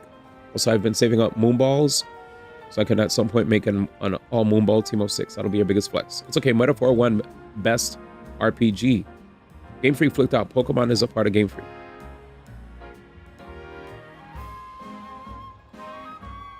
What the hell?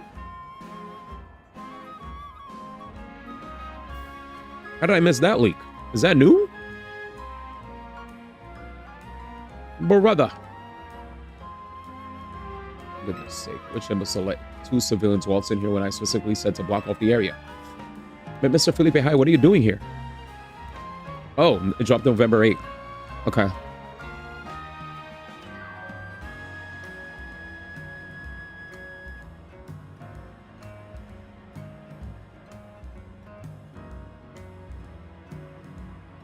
Oh.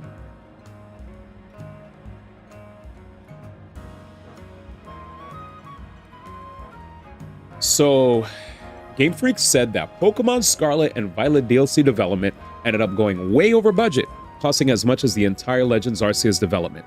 Going forward, we will keep the DLC at an appropriate scale commensurate with the revenue and focus on achieving low cost. So basically, even though a lot of people are probably going to say it's because of greed, they are mentioning that if the trend continues where the DLC will cost more to develop than the revenue that they make selling it, it will not be sustainable. So they're just not making money when it comes to DLC. Scarlet Violet, they went overboard with the DLC and they did not make enough in sales. I, for one, did not play the Scarlet Violet DLC. I just played Scarlet Violet. When it came to the DLC, I totally didn't even care. I ignored it. But yeah, imagine the DLC running so far over budget that it costs nearly as much to develop Legends Arceus. So moving forward, the DLC packs will be smaller in scale because they just don't make enough money with this. And we're kind of seeing this in effect with the Mega Dimension DLC, and it will continue in Gen 10. Okay. Well, that's the word on the street. Yeah, so long story short, Game Freak said we don't make enough money making DLC for our games, especially after going over budget with Pokemon Scarlet and Violet, to the point where they spent as much or over the same amount of money that they used to develop Legends Arceus. So if they're not making enough money making DLC for their future Pokemon games, then they're gonna invest less money into it. And I guess we're already seeing this with Pokemon Legends ZA's Mega Dimension DLC, right? Gotcha. All right. Got it. Thank you, Pockets, for the hydrate, by the way. I didn't even hydrate. That's crazy. Thank you. They're never spending money again. True. So I didn't realize what Mayday was saying, but yeah, it just seemed that Game Freak is a parent of Pokemon companies. So yeah, that makes sense.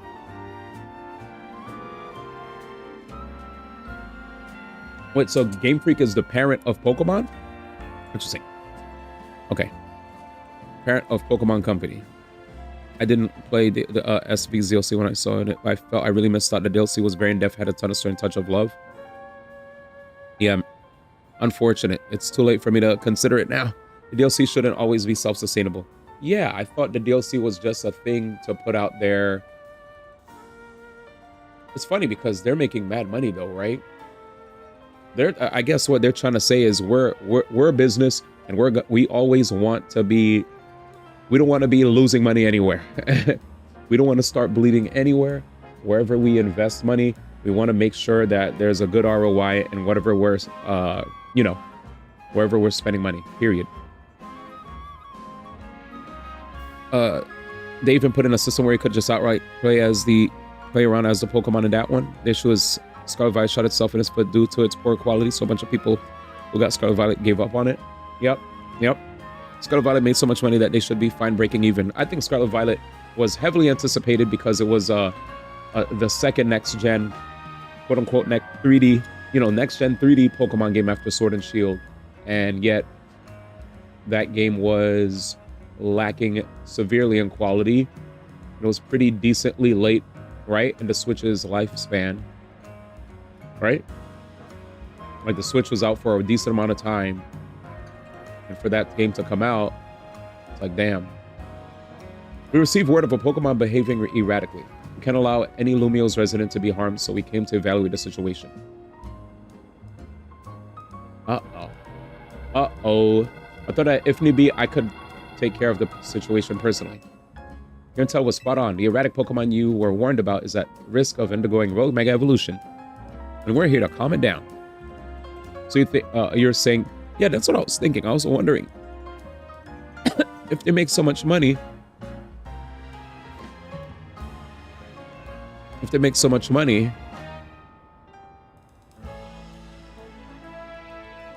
it should be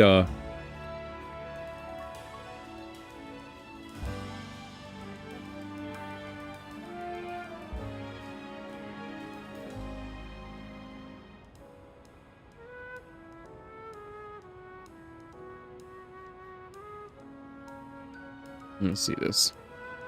Jambud send me this.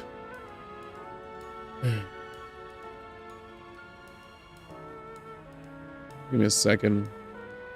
Jambud's just randomly sent me this.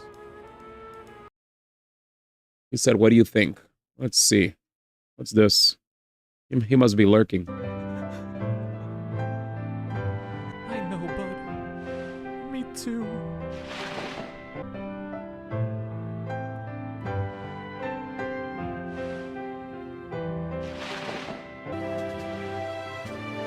Are you these three's trainer?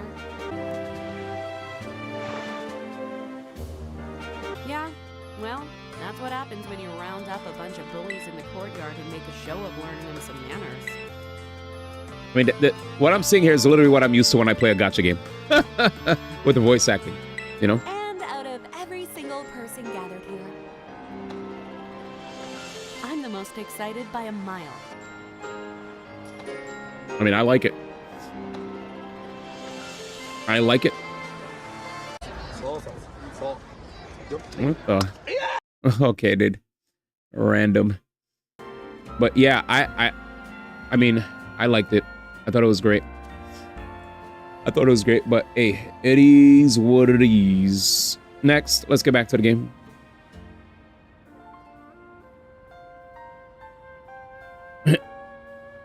Scarlet Violet made so much money, like objectively, when they consider releasing the DLC as standalone game. In terms of the setting for the game, hearing it was one city, just got you excited. Execution kind of ado. You're gonna be honest, you grew up most of the time playing without audio. I mean, when I go to movie theaters, I definitely am not trying to watch a movie with just subtitles the entire time, right? I'm not here for like silent movies nowadays. I do like being able to see stuff and hear stuff, but I know some people feel differently, and I respect their opinion. I was expecting to be able to go into buildings, because not having them wilds would mean they can re-add going indoors. Yeah.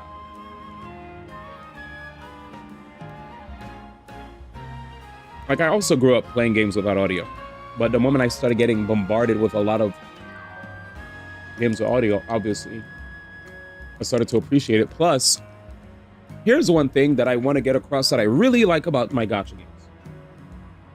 As much as people want to, as much as people who don't like gacha games want to crap on gacha games, for those of us who are in the gacha fandom, there's one thing that a lot of us like to do a lot. When we hear our favorite voice actor is voicing a character in a game, we get excited. Like when I played Legend of Zelda Tears of the Kingdom, and I heard Matt Mercer as Ganondorf, I was like, is that Matt Mercer?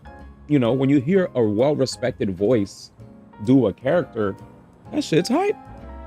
And it's not like Zelda had like tons of like voiced yap, but the moments that it did, I enjoyed it. If Pokemon even had minimal yap as much as Zelda, I'd be fine.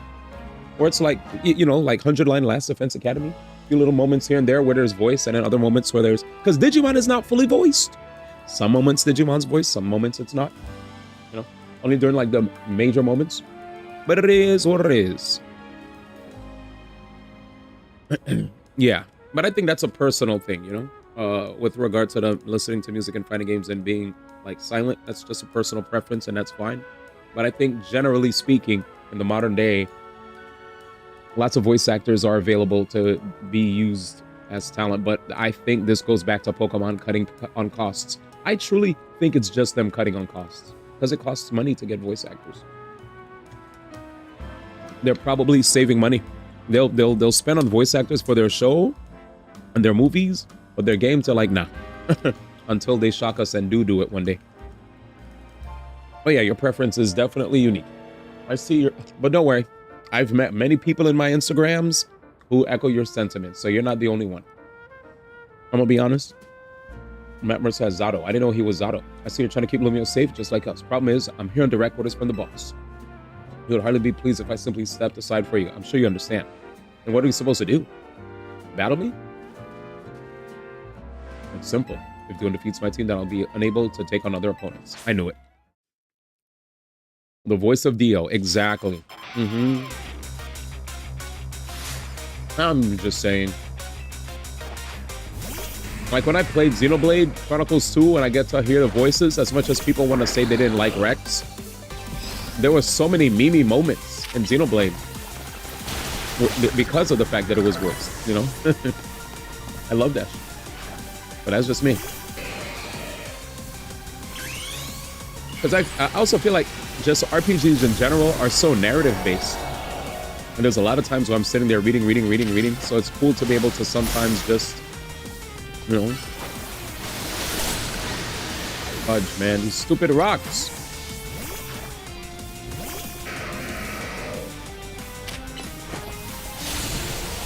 Shut up.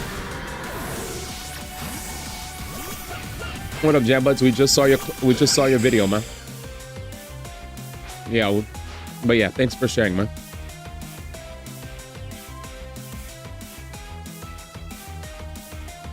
I don't think they'll forever keep the budget low. I have to pick up Axel. You like the voice of Luke? I get way more excited hearing about a brand new voice that's a celebrity that aren't familiar with voice acting. Andy Serkis, Charlie Cox, J.K. Simmons, and as of recently, Aaron Paul. Really? I just get hyped for it.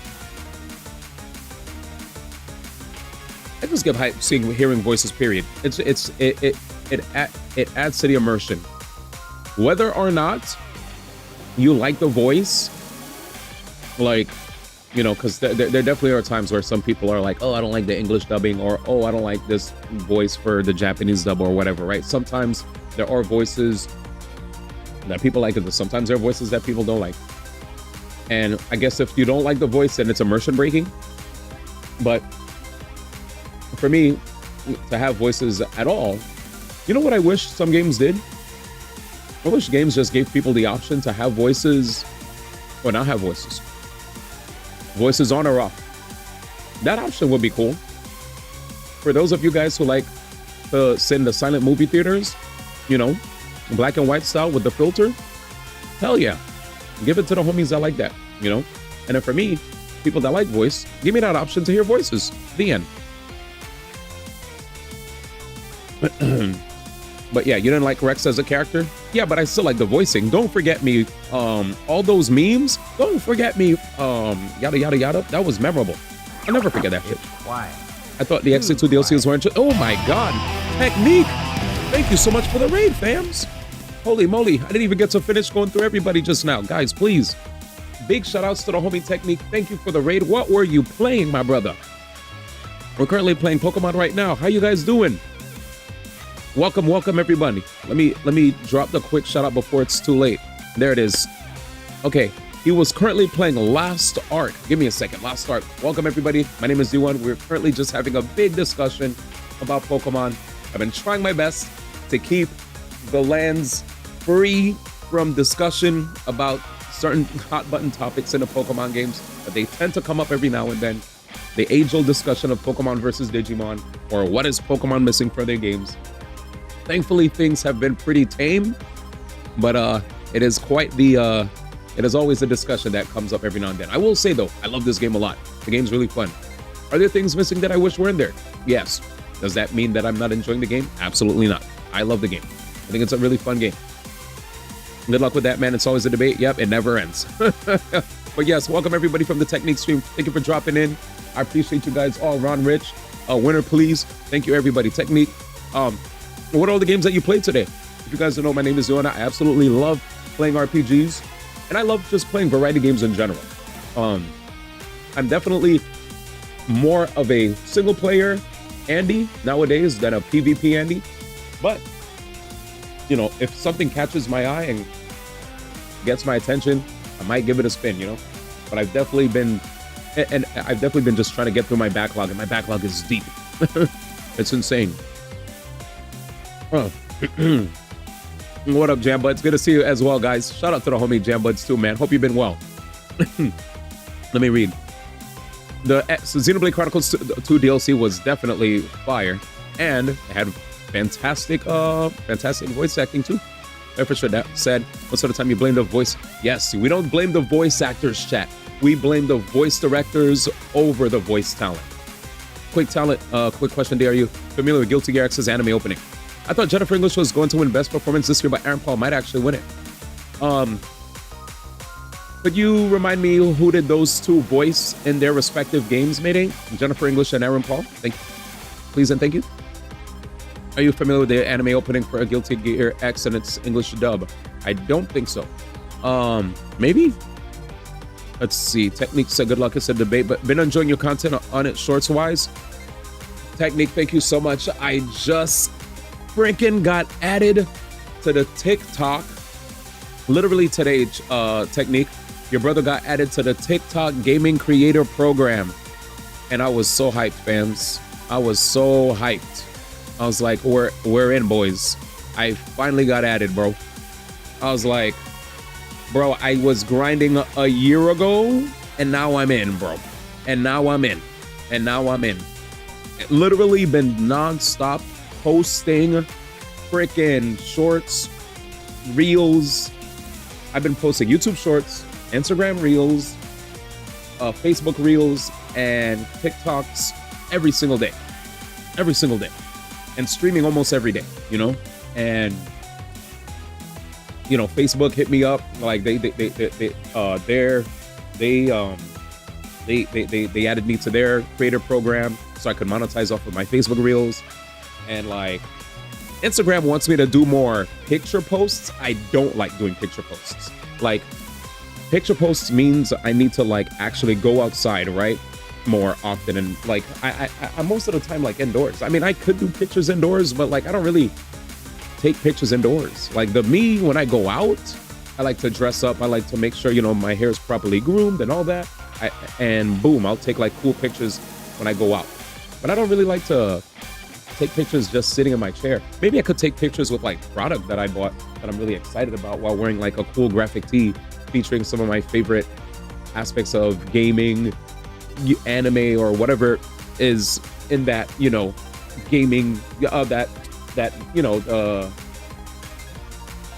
the nerd geek pop culture sphere, you know what I'm saying? But yeah. Anyways, but yeah, my reels I've been working hard. Man. Like, it reached the point where I was just like, you know what? Before Technique, I used to be so stressed about like just the streaming aspect side of content creation now I'm trying to have more of a mindset where you're not just streaming you're not only just streaming, but you're also creating content that can be immortalized on other platforms. And apparently a lot of old fans have been finding me, like, slowly but surely, you know, like the YouTube slowly started to pick up again. Like, I was like, finally, you know, like that was the hardest platform. I was telling Jambuds, like, it's depressing for me because I went from like having stuff blow up on TikTok a lot. I'd have stuff blow up on Instagram a lot. And then YouTube would be a freaking barren wasteland, but it's starting to pick up. So hoping for better times in the future. Anyway, thank you. Just wanted to say, yeah, wanted to really say thank you. So thank you. It's been tamed. I need to fix it then. And Shrouded and Lost in the Ark right now, waiting for Where Winds Meet. Wait, Where Winds Meet? Isn't that a Wuxia? Where's Mayday? Mayday, are you here? Oh, he's right there. Mayel is Jennifer English. Oh, Aaron Paul, lead character from Dispatch. Anyways, Mayel, we need Mayel to win. He said, congrats. What's a requirement for that? Wait, what? I thought you were already in it. That's a good question. You know what? They did say that I could refer people, so I will swing an invite your way. How about that? I'll see if I could get you invited to the Discord. I'll do my best. Because I just got in and I saw refer a friend and I was like, if you're not in there, I thought you were already in there. I'll definitely hit you up. I'll send a recommendation to the staff and see if they could toss you get you in there. Oh, you don't know if you need 1K? Oh, you mean like what, for followers? I mean, I'm following you on TikTok. I literally, when I see your stuff, I make sure to drop a like. You just have 735. Oh, so you're saying you don't know if you need 1,000. I don't know. I'm still going to refer you anyway. I don't care. I'ma still refer you. How about that? Oh, okay, because my name is Diff. Yeah, I'll still refer you anyway. Yeah, I'll do my best. If they say yes, cool. All right, so the anime opening is 5 minutes of godlike meme quality quotes. Ah, okay. But look, you see that? All I'm saying is, when done right, voice acting can be something memorable that we never forget forever. And it is what it is. I'm gonna lurk for a bit. I gotta work on videos. Oh yeah, and I gotta push forward in the story. Mega Evolution proves our bond. Let me show you the true beauty of Skarmory. Let's go. It was done horribly wrong. But it was still meme quality. And that's the best part.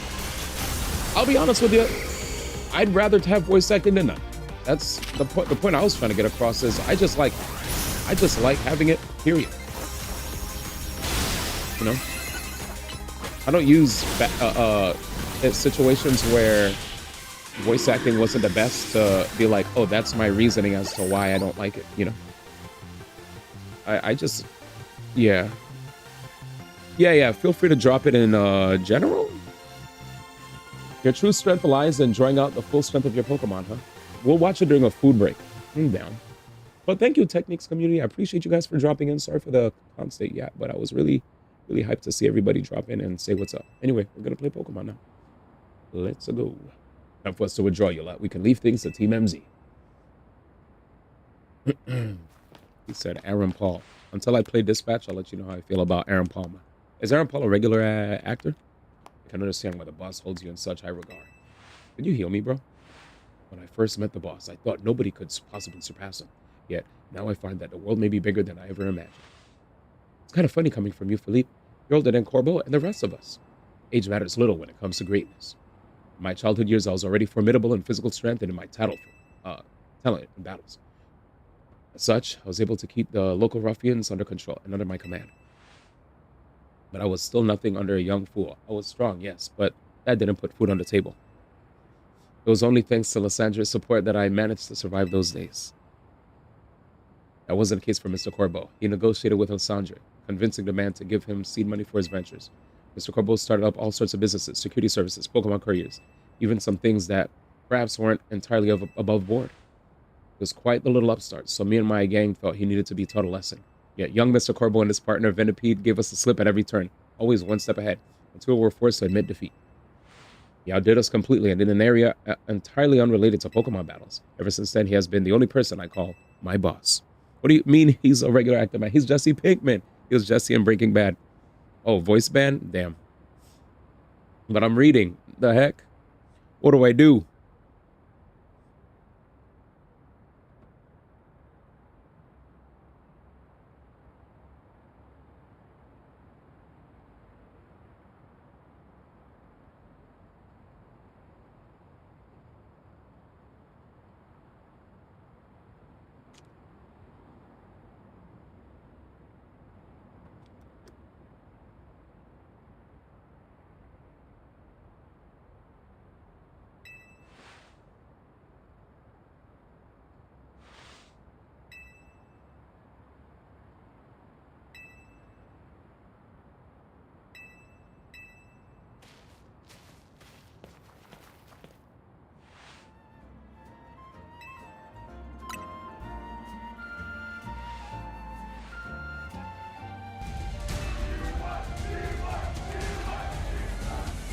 Ililo_color is first class for 32 months. Cat Facts. Thanks for signing up for Cat Facts.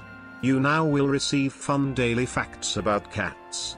Greater than or less than cat facts. Cats use their tails for balance and have nearly 30 individual bones in them.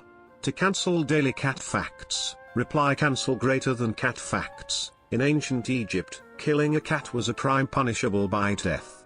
Thank you for choosing Cat Facts. Cat Facts. Did you know that the first cat show was held in 1871 at the Crystal Palace in London? Wow.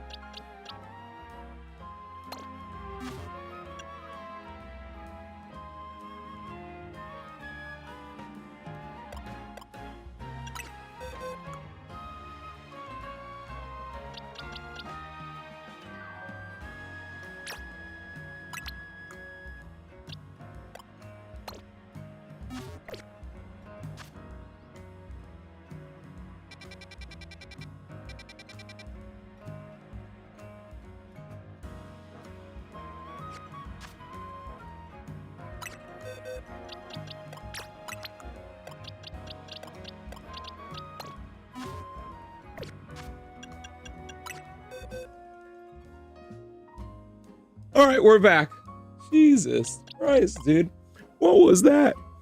He said, thank you, Color, for the 32 months in a row, but you're also OD for sending that in my direction. He said you're playing this as Game Freak intended with no voices. Are you sure there wasn't one in Egypt that you can actually feel like you're playing ZA? Since they never hide VAs in the first place anyway. Why did you do that to me, man? Chat, I can't believe it, man. I can't even. I didn't realize that was Jesse Pinkman. I apologize. I apologize, man. My bad, man. Apparently, I disrespected Jesse Pinks, man. And that's on me, man. That's on me. That's on me, man. That's on me, man. He said, that's Jesse Pinkman and you didn't even know? Maybe, what? He said, maybe all the characters in this game are mute and you're just ableist. Chat, please. Please don't say this. I am the furthest from ableist. Here we go. Oh my God, he's level 69. I got a BRB. I left the link in general, but if you want to watch it in a break before I return, don't worry about waiting for me. For sure. For sure. Am I underleveled? I brought back my Ampharos.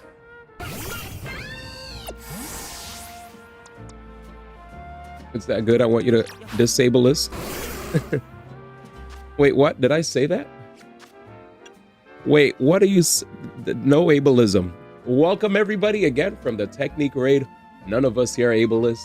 I wanted to give a big shout out to Technique for the raid. I really appreciate it. And thanks all you guys for dropping in and hanging out, man. We are excited for the Sony presentation that's going to be happening tomorrow. We were just talking about it actually. Daggy, I'm stoked, man. Zap frickin' cannon. Wait a minute. Zap cannon immediately paralyzes you?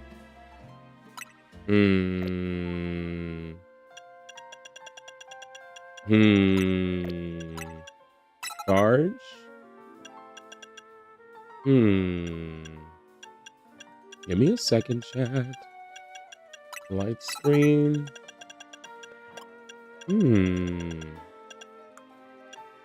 Thunderwave protect. It's time, man. I'm finally bringing the boy. Reflect, light screen. And do I use Thunderbolt or Zap Cannon? A part of me wants to use Zap Cannon, man. I'm gonna keep it a stack. I might zap the cannon, man.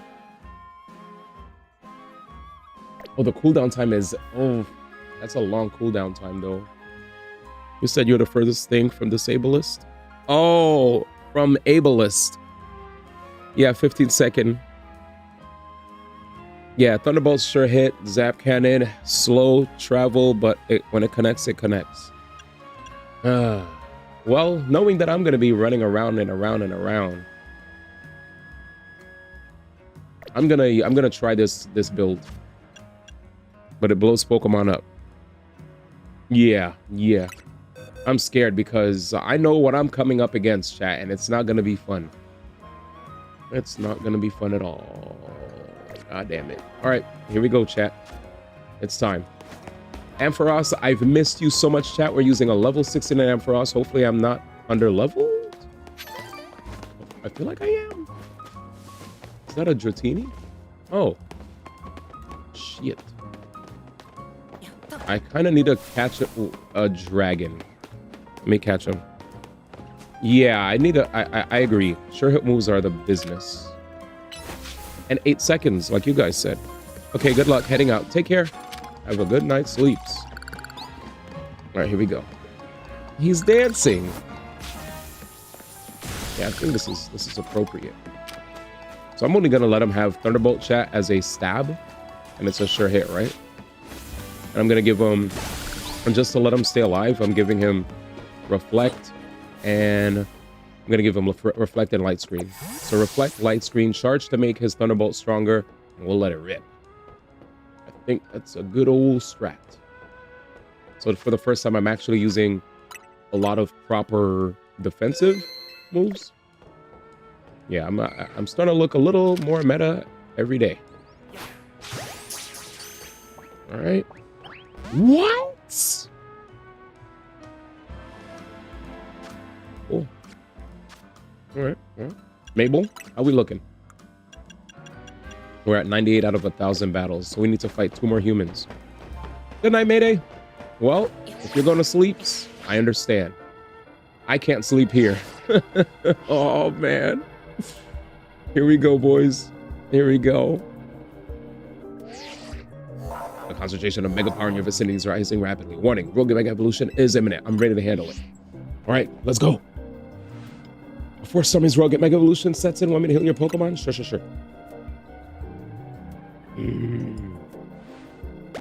Here we go. And now the GOAT, ladies and gentlemen. Excadrill. Wait, you're bringing out your Excadrill?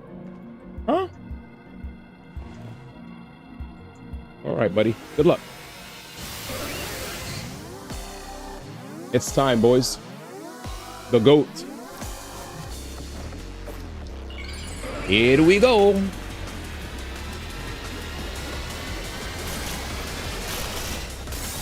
I can't believe it. Yo, why does it stand like that? It's Patrick. Let's play.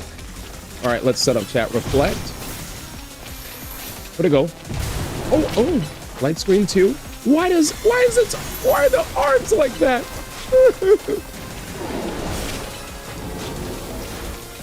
Hit him.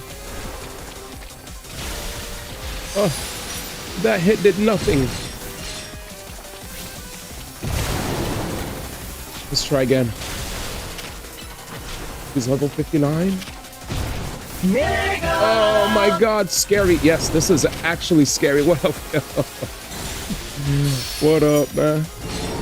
What does he look like that, man? The legs are crazy. Uh-oh. Transform, huh? Transform. Transform.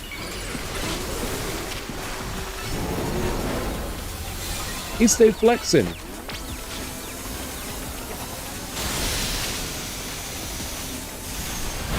Oh my God!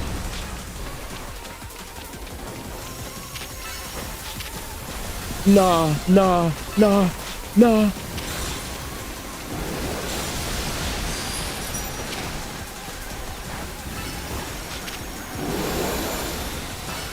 Okay, good. So much setup. Yo! It's like an Attack on Titan. Got him. No. Max, why is it walking like that, bro? It's OD scary. Stop. Yo! This is crazy. Yo, this is insane. Stop. Stop. It's Patrick with high heels. Yo, this is crazy. Oh my God, I'm about to die. I'm about to die, dude. Oh, please. Go, go, go, go, go, go, go. Dude, I was one. Okay. Why is my teammate using Sir? Last one. Last one. Wait, that's not enough, Ma? Oh, shoot. Just shock him one more time, please. Okay. What was that? He said He said, nah, that thing is straight from a horror movie, burn it.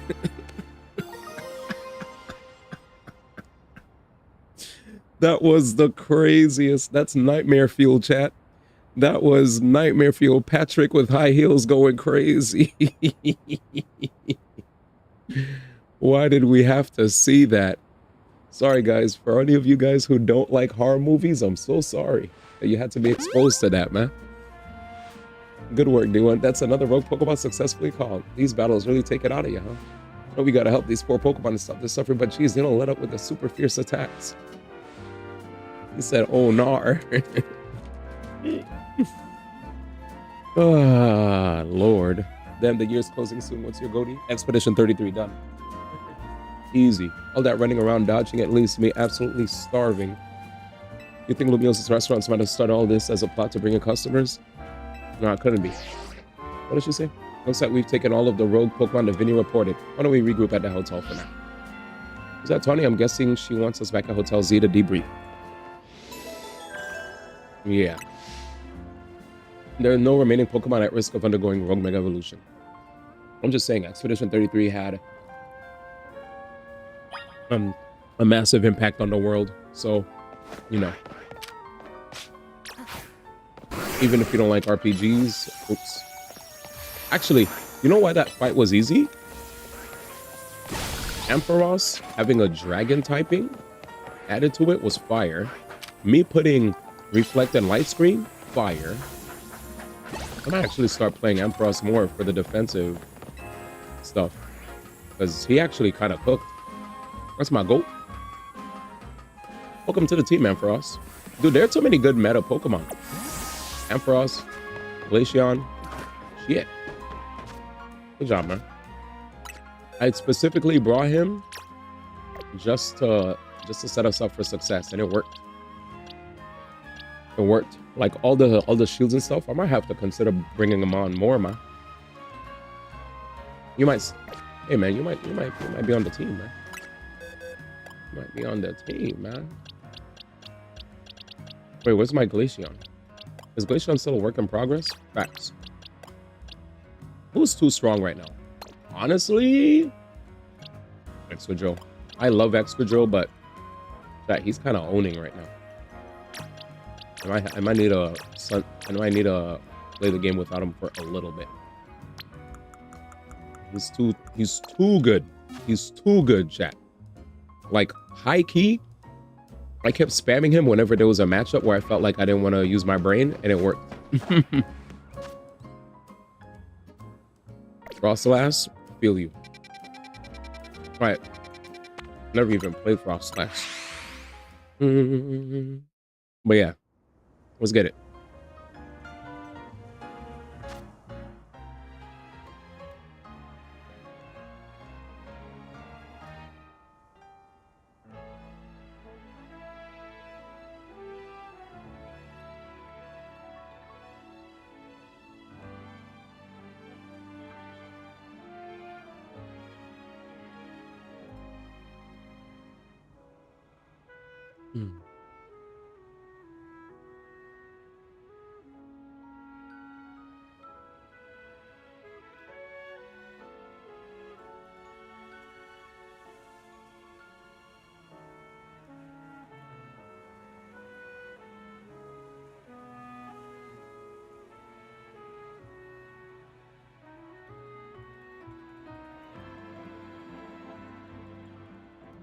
Let's see. My bad. I was reading a conversation. We were having a big conversation about GOTY nominees, chat. And people were saying how Shroud says, if you guys don't know who Shroud is, he's a big streamer. Shroud says game of the year should be split between single player and multiplayer. It's so easy for a single player game to win. The last time a multiplayer game won GOTY was 2016, which I guess was Overwatch. The funny thing about this is there are multiplayer games. There are best multiplayer game awards that are awarded. It's just, you know, if it's because it's an award that's given out in the middle of the awards show, people I guess don't give it as much weight. Last year's best multiplayer game award went to Helldivers 2. It fought against Super Mario Jamboree, Super Mario Party Jamboree, Tekken 8, Warhammer 40,000, Call of Duty Black Ops 6, and Helldivers 2. What takes away from the weight of getting that award, right? Like, I was still happy that Metaphor won Best RPG because but I still wanted it to win GOTY, but it didn't win, but it is what it is. I don't know. BG3 won GOTY and that was multiplayer, and so did It Takes Two. That was true. Baldur's Gate can be multiplayer, yes. I played it single player, but it can be multiplayer, and It Takes Two is 100% a multiplayer game. What's your favorite Pokemon? Too many. The Arc Raiders thing, yeah, he keeps yapping about Arc Raiders. Oh no, a streamer says it, so it has to happen. That's what I'm saying. Some people feel like he has merit in what he's saying, though. Like, there should be like a split between having a game of the year for single player games and a game of the year for multiplayer games. But the games are technically multiplayer games of the year. Maybe players need to give more weight to those wins instead of like getting all thing about it. I don't know. When you manage to save another bunch of Pokemon from Rogue Mega Evolution. As usual, it was largely thanks to your efforts. In fact, you really outdid yourself this time. I'm so glad we've got you on Team MZ. Hell yeah, what up, Sabro? Hey, Z, can I ask you something? Yes, what is it, my young friend? You keep saying we need to find the strongest Mega Evolution user. How do we determine that? Like, how do we know which trainer is the actual strongest? That is up to Floette to decide. How do you mean? I mean that it will require the greatest of Mega Evolution users to handle Floette's true power. For the moment, let us simply be glad that you all continue to succeed in calming rogue Pokemon. But do we know how Floette would even decide who's the strongest? Maybe it's got to be a Pokemon trainer that Floette thinks she could rely on? Well, that must be the one. Says who? Oh yeah, chat, I don't know if you noticed, but we switched up the fit. Who the frick is that? This is a promotion match announcement for D1, man. It's time, chat. Grisham. Whoever wins goes to promotion A. So it's finally time. You're closing in on rank A now, the very top of the ZA Royale. One question, who the heck is Grisham? Does anybody know? I thought they made it to rank B but managed to keep their face secret. Some folks prefer not to show their face in a profile photo. They want to keep their daily lives and their ZA Royale activities separate. So people register under pseudonyms or nicknames too. That's true, but still. Are you supposed to find them to have your promotion match? You have to wait for them to find you, I guess. and risk things getting worse with Prism Time? No way. We can't just sit back and wait. Let's ask Vinny. I have a feeling he wouldn't just offer us someone's personal information like that. Maybe Emma could, though. Let's head to the Looker Bureau. Do you want to try to find more about this Grisham? You're going to check out Win-Win's meet? Is that a Wuxia? What? Looks like the competition to see who hits rank A first has begun. That game has not been on my radar, I'll be honest. I feel like I heard people talk about it, but I don't know anything about it. Who joins the ZA Royale under a false name? There are some strange people out there. I don't even really know what a Wuxia is. The strongest Mega Evolution user. I'm out of the loop on that one. Another role I should have fulfilled and yet failed to. Doo-doo-doo. I guess we'll add that to the list of trailers I check out when I go on food break. When we go on food break, I'll pull up a couple trailers to see what you guys have been talking about. Because I'm out of the loop. I heard you guys mention a Wuxia. I was like, is that a new acronym? What the hell does Wuxia mean, man? You know? So I have no words. I don't know what it is. I've never seen anything. It's an WoW Uncultured as usual classic. The hecky? You've seen Crouching Tiger, Hidden Dragon? Yes. It's an action RPG. The world is like Genshin and has some MMO elements or MMO-like. Oh, is it a live service game? You can play it entirely single player. You can play it entirely single player. The MMO part is just like a tag. You seen Crouching Tiger, Hidden Dragon? I thought you were an Eastie. I am an Eastie, but I don't know what that is. Think of Wuxia like a supernatural Chinese martial arts style. Okay. Gotcha. This is terrible. My Whirlipede is out of control. It's whirling all over the place. So it's an MMO, live service game. They might run into someone or their Pokemon. They could get hurt. Please, I need to battle my Whirlipede and end its rolling rampage. It's a genre of like Omega martial arts. Gotcha. So the runaway Whirlipede. So don't think of it as like an MMO. Is it a live service game though? It's way more single player. All right, is it a single player live service game?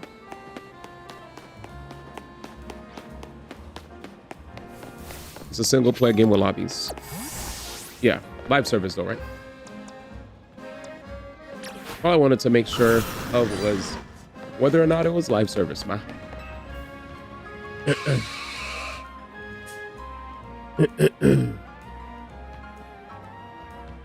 Because that's all I need to know. Let me scroll up.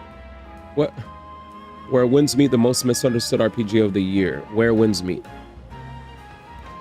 Where Winds Meet. Epic open world action adventure RPG rooted in the rich legacy of Wuxia. Free to play, online only, open world Wuxia role playing video game developed by Everstone Studios, published by NetEase. It's available in China, PC, PlayStation, mobile.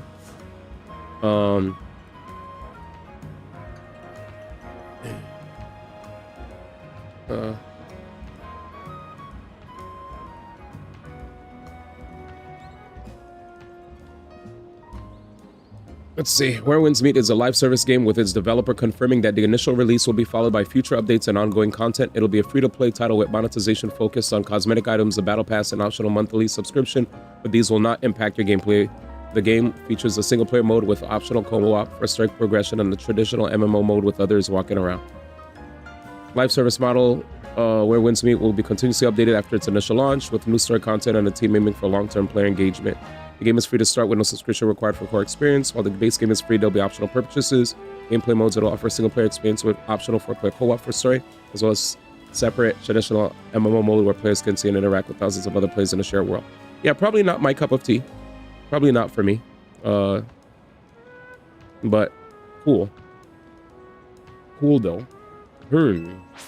But I'll look at that video that Color posted, the most misunderstood RPG of the year. The fact that it said misunderstood means I'll at least look at the video. But I'll watch the video, but yeah. I'll look at the video, to be fair. That's the most I'll do. That's the most I'll do.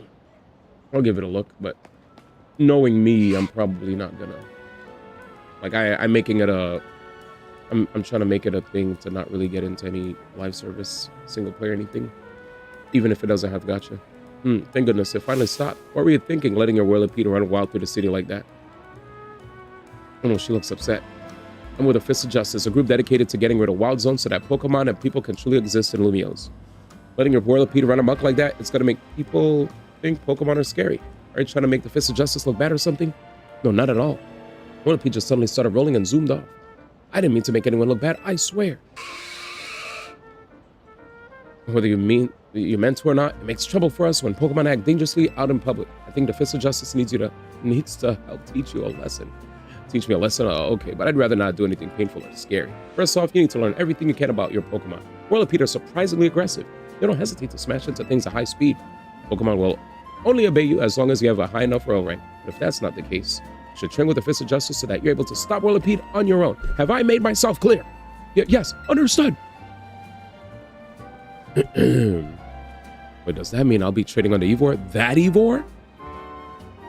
That sounds just as painful and scary as being mowed down by my Whirlipede. We did it. We did it. Yeah, it's not a full-fledged MMO at all, but it has elements. Do you have subtitles for your stream? Are there subtitles? I don't know if you guys see subtitles, but I'm not sure. It can be something that I consider in the future, though.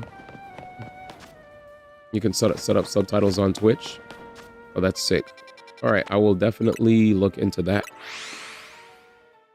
I was curious if you did. Well, nobody ever asked me about that, but I'm hyped to hear that. That is a question. You know, I guess like definitely there could be moments where people want to hang out, but they can't like have volume. Because while I do have okay hearing, it actually helps those who are hard of hearing. Yeah, I understand. I hear you. I want to be artistic in all things, even Pokemon battles. What makes those in battle truly shine is their beauty, their strength, and how ephemeral it all is. You don't know what I mean? Ew, what is... you'll find out if you battle me. What is that? Talk to me once you're ready to battle.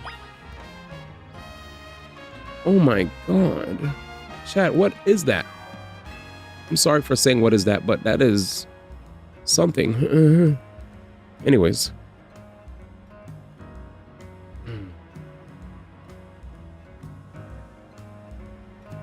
Give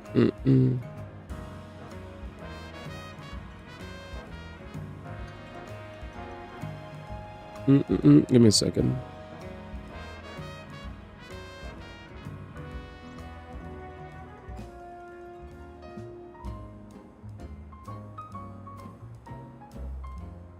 All right. Sorry, I was just checking out something. I'm back. Fina, or are you responding to somebody else? Yes, Fina. I want to have an artistic battle. And let's battle. In the name of art, on guard. Yeah, Fina looks scary. I missed this song. You're challenged by Fina the artist. Oh, no. Fiona and Fina are two different human beings. Not Fiona, Fina. Wait, did I just do that? You're an idiot. Damn, no damage. Try that again.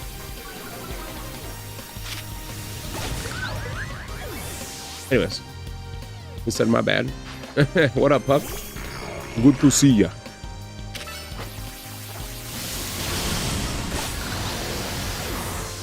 Good to see ya. Oh wait, I look way better blue. Okay, Mega looks better, chat. Thank goodness I'm saved. The green looks like vomit, but at least we look better here, man. Yeah, blue Dragonite is OD, and he's massive. No, you guys said vomit. He said he finally admits it. I just love my Dragonite. It's like a mother that loves, you know, their own child, right? No matter what anybody says, they love their child, man. That's my son, man.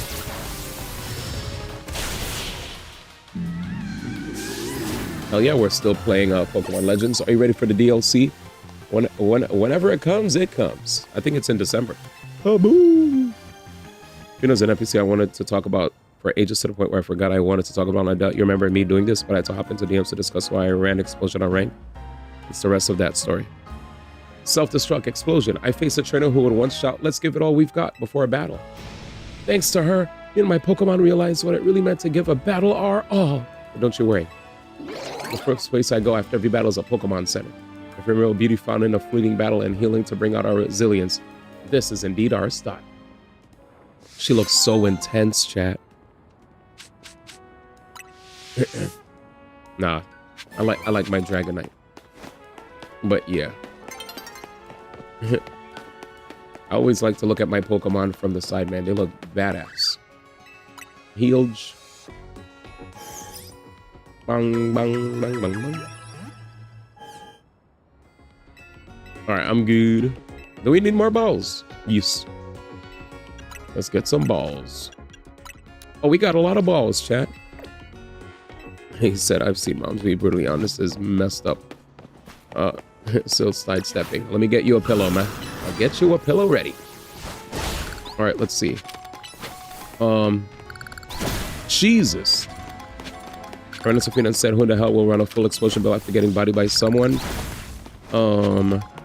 By someone using explosion that literally did the exact thing in ranked. You sidestepping will need to look at your Pokemon from the side.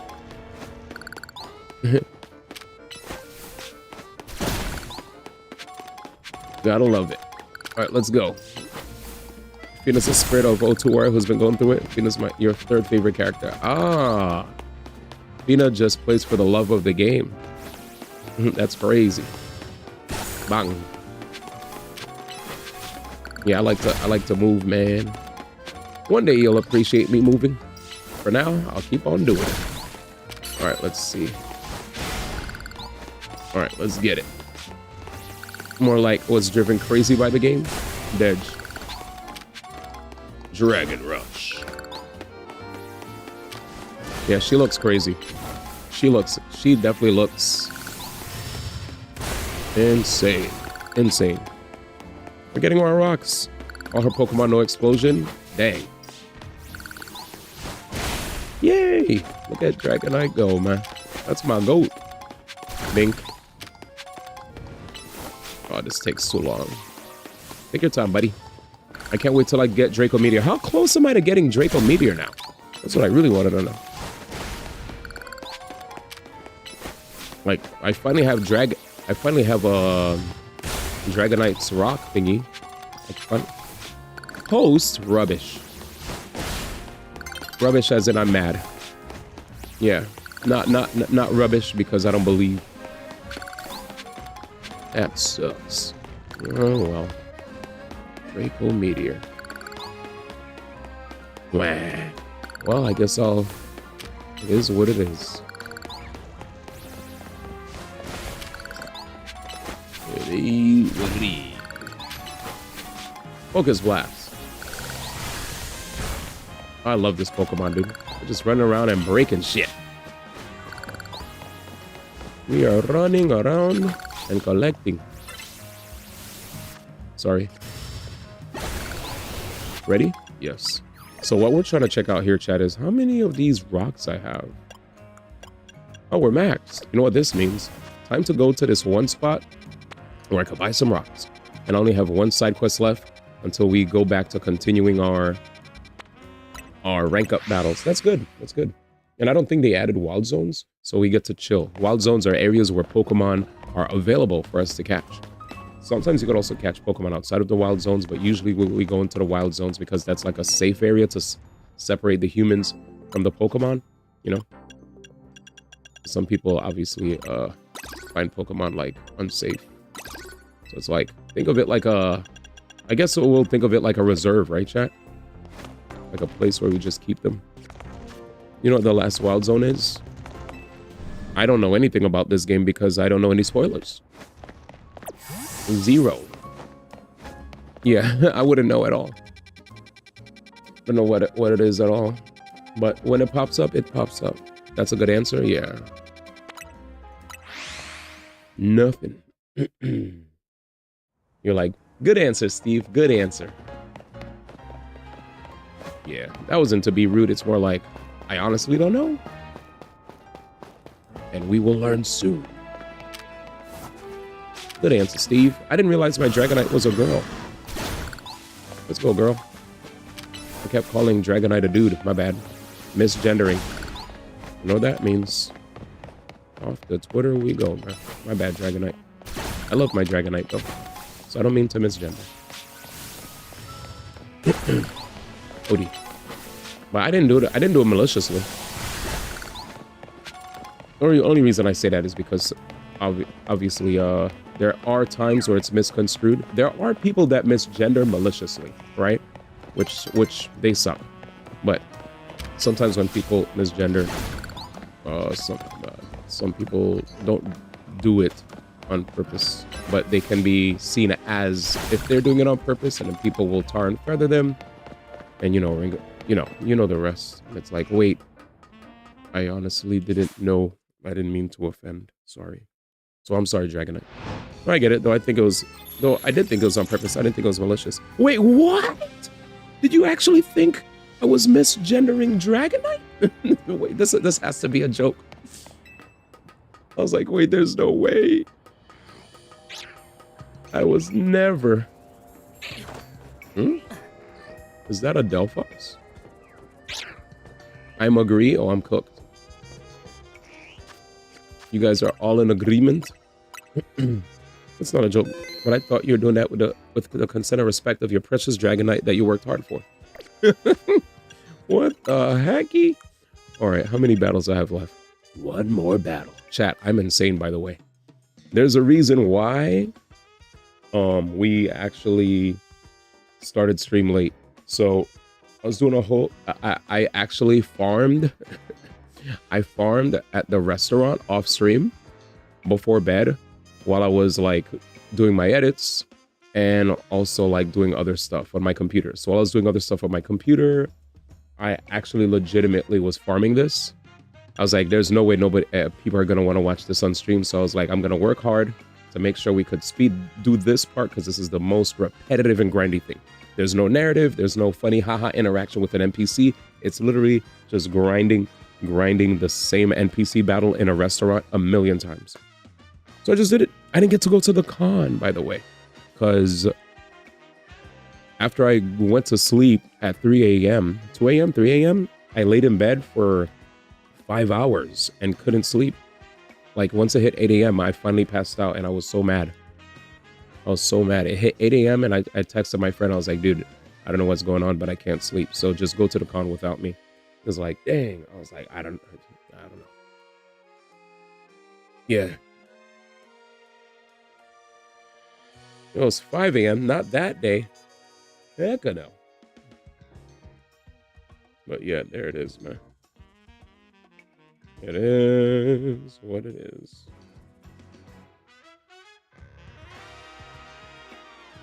But yeah.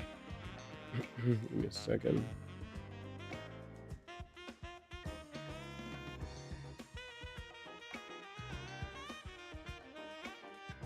Oh, let's get it.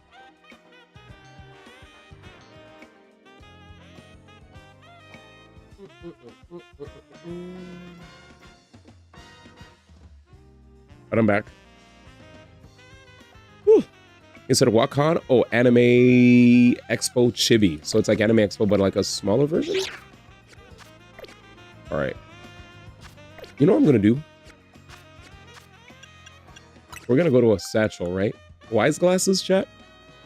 What else do you guys think I could give my Glaceon? I feel like that's all I can do. Glaceon? Normal gem. Powers up normal type moves. Because I don't have anything that powers up ice type moves. So we're going to just unite it. Life Orb. Life Orb. What's expert to belt?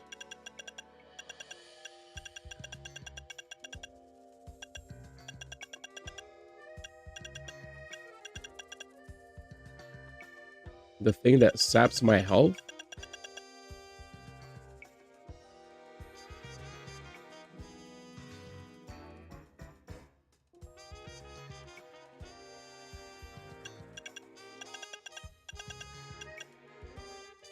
Black belt helps with focus and boosts the power fighting type moves. Nah. Nah. Expert belt. Don't think I have that. Nope. Nope.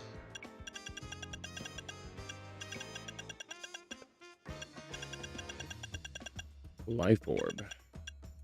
So life orb is stronger than wise glasses?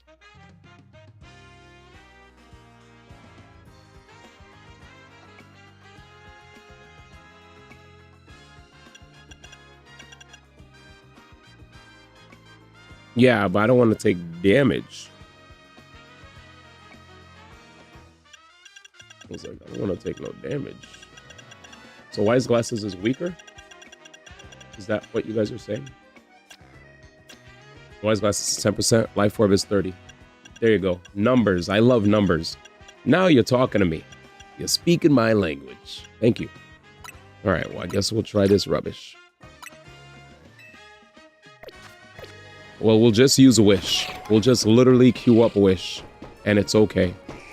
We have Wish anyway, chat. We're fine. I have a Wish. Yeah. It's fine. All right. Good trade-off. Hello?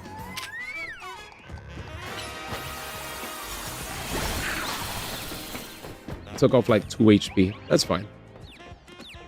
Is that another Dratini? What's this? Oh my god. I just wanted to catch a Dratini. You're a punk anyway. Where do I have to go? Where was I going? Oh, I'm trying to go here. Oh! Is Glaceon still outside? Okay. How do we go over there? I don't trust that. Chat, you think I could jump that? Yo, congrats on the shiny Dragonites. Life for one of the best of all times. Normal jump. Okay. Chat, here we go. It is what it is. Ooh, you gotta just trust the process, though. Damn, just trust the process, my man. Thank you. Oh my god, her hair is amazing. Ghost type Pokemon are weak to dark type moves, but she definitely has an asymmetrical thing going on. Ghost type Pokemon are weak to dark type moves and ghost type moves. Do you know what that means? Sure do. In a battle between ghost types, speed plays a large part in determining the outcomes. So let's say we have a battle to decide which of us is the superior ghost type user. Oh my god, I'm fighting a ghost type user. All right, let's get my boy out. I didn't think I had to use this. She really called out my Gengar, chat. Damn. She said, bring your boys out, man. Bring them out, man. I didn't use my boy in a minute, too. You better be ready, chat. Where you at? 69? Nice. All right, well, let's make sure he's properly built. Because we have a lot more moves now. With that special attack looking mighty nice. Sludge Wave 95. Sludge Bomb is...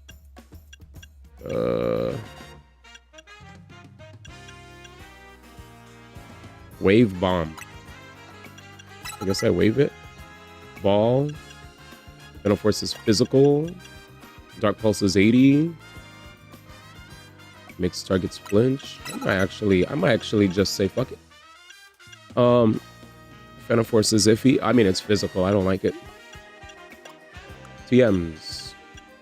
I might just go Poison, Dark, Psychic. I might just go all out, you know. Thunderball, Poison Jam, Puzzle Spice, Taunt. Okay, I'm good. Ooh, Focus Blast? That could be a thing I use in the future, but nah. All right, let's go. We're fighting ghosts. Bring it. Oh, wait. have to make sure I got Gengar right. I do. Oh, you like your Infest? Oh, people still stall? I love Parastall. I think it's cool. You're challenged by Malay of the Fist of Justice. Malay! Oh, poison. Oh, yeah. Does he have Earthquake? He could. Oh, shoots.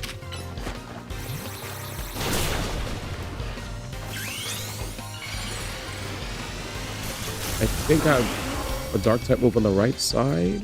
No, shit. No, Psychic. Dark Pulse. Got him.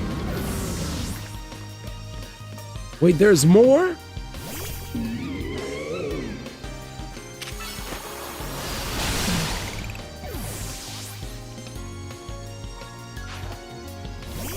"30 seconds.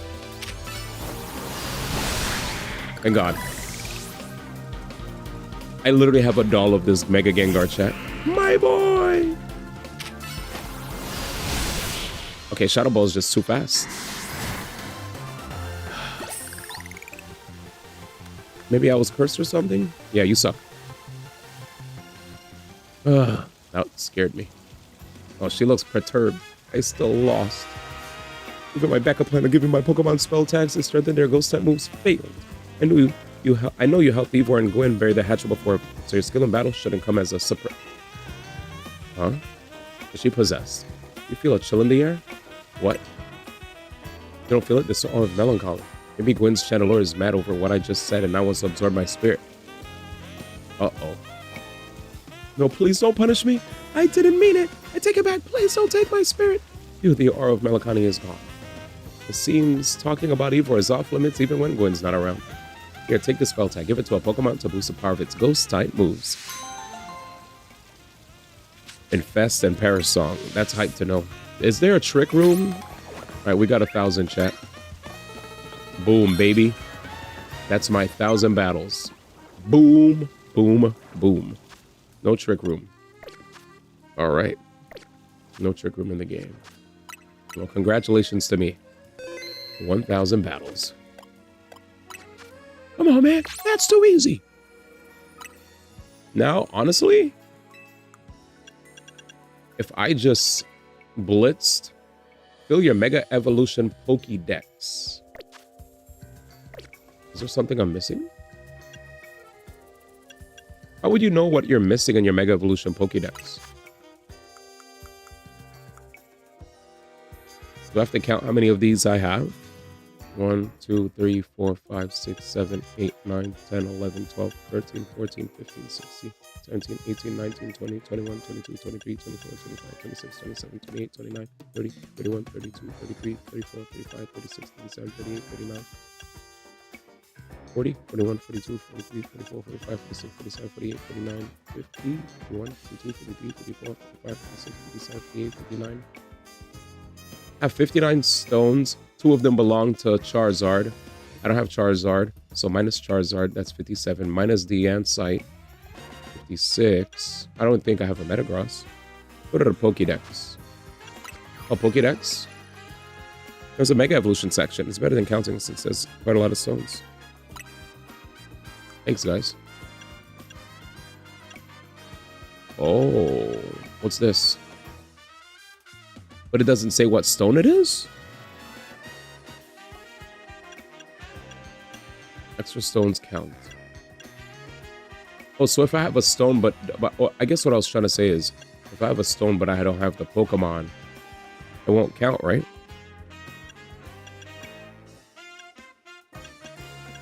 Or is the game trying to say I just need to collect another stone to get 50? Like it doesn't care about me. I thought I needed the Pokemon and the stone. Yeah, I was saying the game checks if I have both, right? So if that's why I was saying, what's this? Because I was like, oh, look. Basically what I'm trying to wonder is, do I need to evolve somebody that's in my box right now to boost the number? You know? So,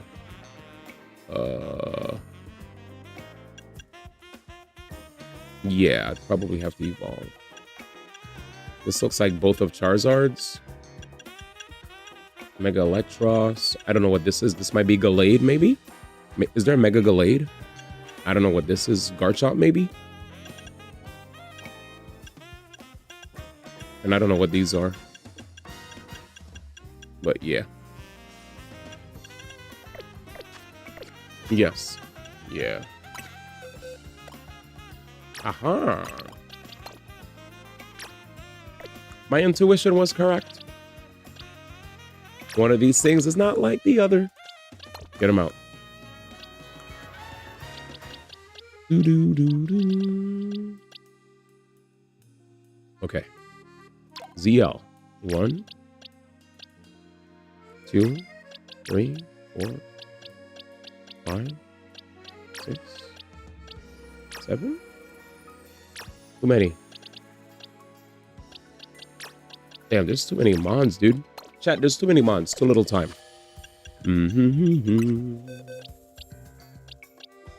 Have a Tyranitar. I never leveled up my Gibble.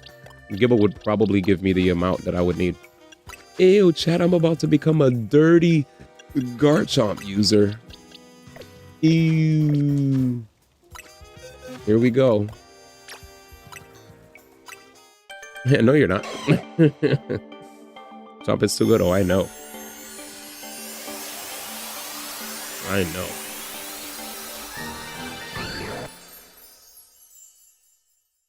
I do be knowing.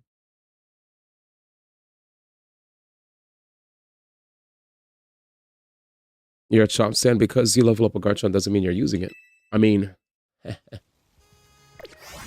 what says I won't use it?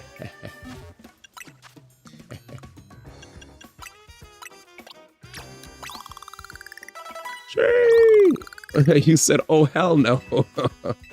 This man's a tear whore. Welcome. Color's probably like, oh, you must be new here, man.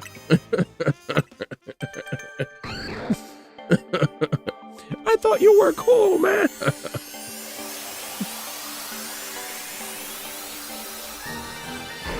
Here he is, man. Here he is. Ladies, you're fine. No, I know. We're chilling. Crunch. We're chilling. Damn. I did hear good things. Dragon Ground.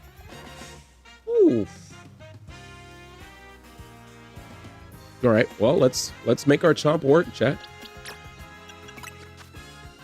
I just want to see how it feels to play him a little bit, because apparently he's stupid.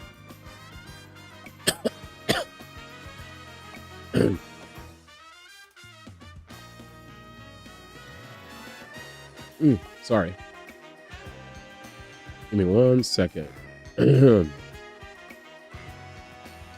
bum, bum, bum. Where's my shit? Okay. Give me 1 second, chat. All right, so he's the Fizz boy, right? Rush.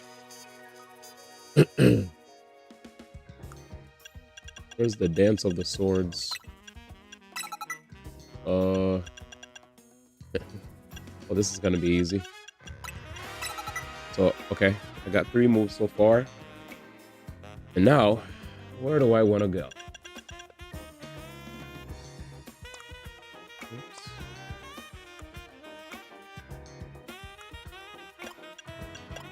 Crunch, take down, dig, Dragon Claw, slash, bite, Purple Sand Tomb, Dragon Claw, rushes 100, break, rock slide. I don't have any rock moves. Under Fang, dig, Stone Edge. Sheesh.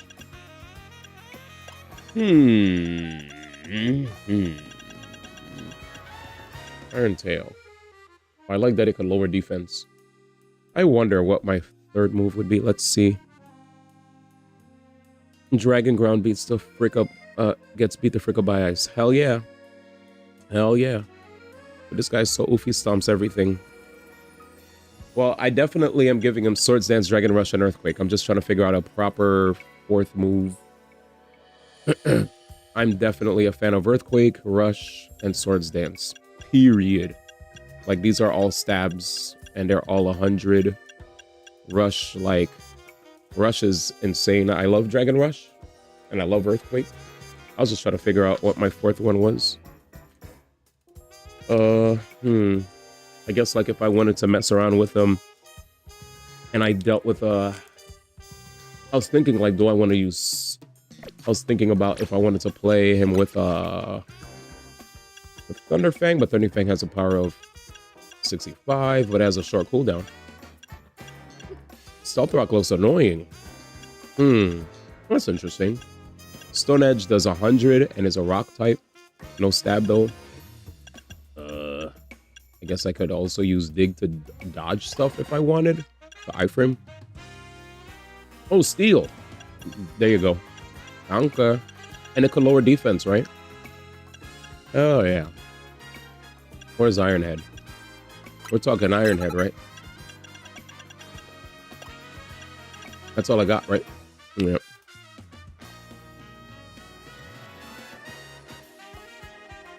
Yeah. Stone Edge will help you against ice Pokemon though, like much more, which is big, but at the same time you should just switch. Yeah. I have 2 mons that really hate ice.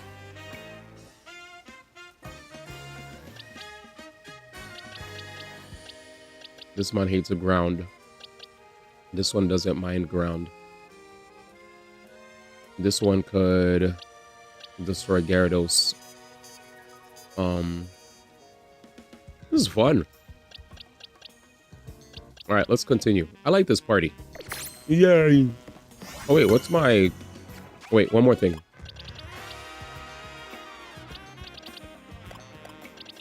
What's his thingy?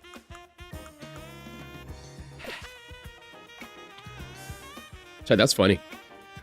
Yup, I've got Champite. Yeah, I had to take a... That's a big oof. Yeah, that was stinky.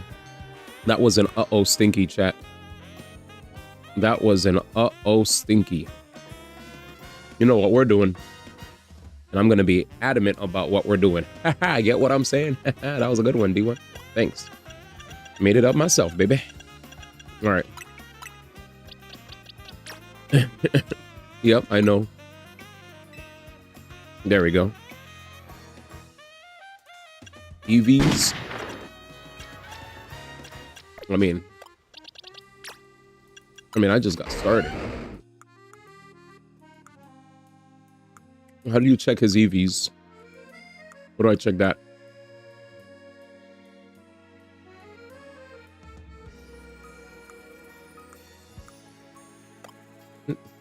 I barely even used them. Menu with the graph. Is there a graph?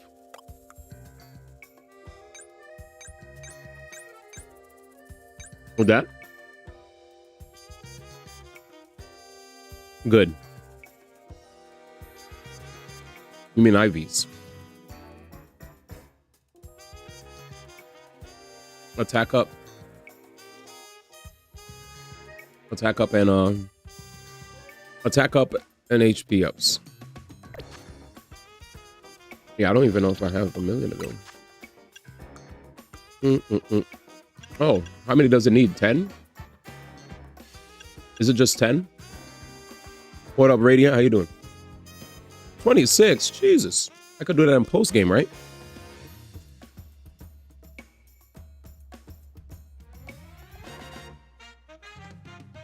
Does it battling random people mess up its IVs?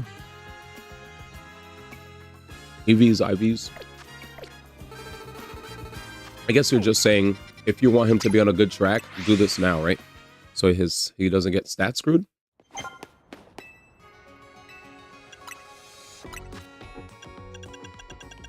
Let's see. 22. Oh, these are cheap. What's time more I'm gonna do in it? Got it. All right, so I guess if we want to fix them, do it now. So 26 of each, chat. HP ups for tankiness and proteins for attack. And then just go crazy. Cool. Yay. Now we're real Garchompies. All right, let's do it. Could I just like, you know, can I just do it all at once? Use this item. Oh, what a beautiful game.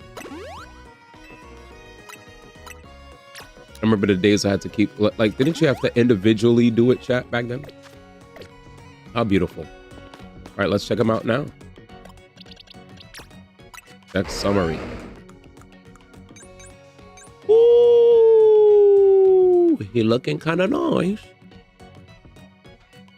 Thanks, chat. Was that good? I don't know if their defense or special defense is weaker, but one of those items should fix it. Spadefi. Zinc. You just need one for those. Spadefi.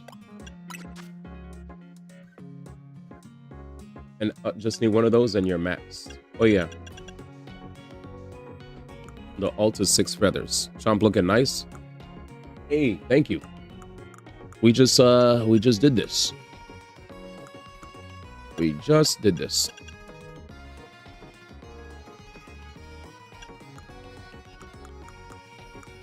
Damn, now I wanna do my other boys. I'm scared to look at my other mons.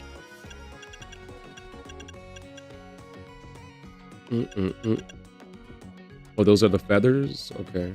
What are we talking about? Chomp and zinc. I only had, okay, I only used 1 zinc. And now he's max. Because he was talking about utmost crap about Chomp. Oh, hell yeah, F Chomp. But I kind of needed to do this thing for my Mabel's research. Yeah, for Mabel, I was trying to get my points up. You know what I'm saying? Just for Mabel. Now we're at 50 out of 55. Catch psychic types, catch dragon types, steel types. Yeah, I got a fast... I really want to fast track catching psychics, rocks, dragons, and steels. You know what I'm saying? You know what I'm saying, man? And dojo. Mission. Damn.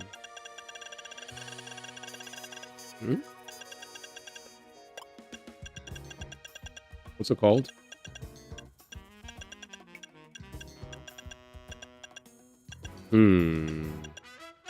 Justice. Justice Dojo.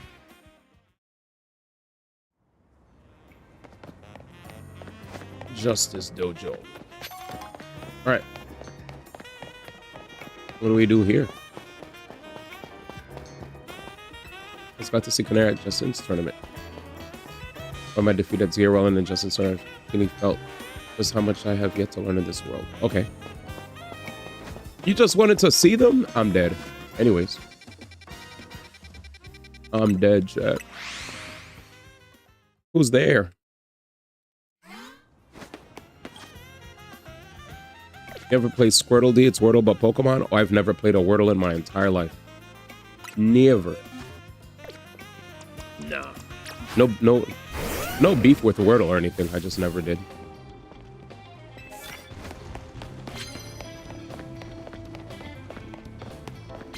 Every time I wake up, the first thing that comes to mind is I need to play my games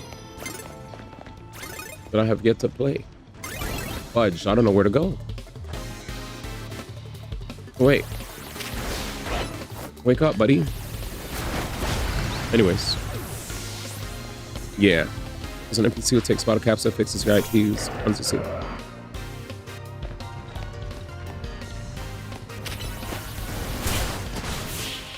I just see if the NPC who does this is there, but I failed to stop them since the camera whipped around too fast. Oh. Yeah. Fudge.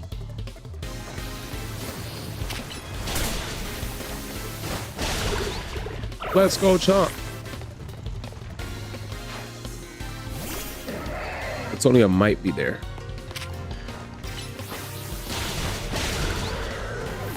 Bro, Chomp looks kind of cool. I ain't gonna lie, chat. They're like, oh no, he's succumbing. He's a chompa.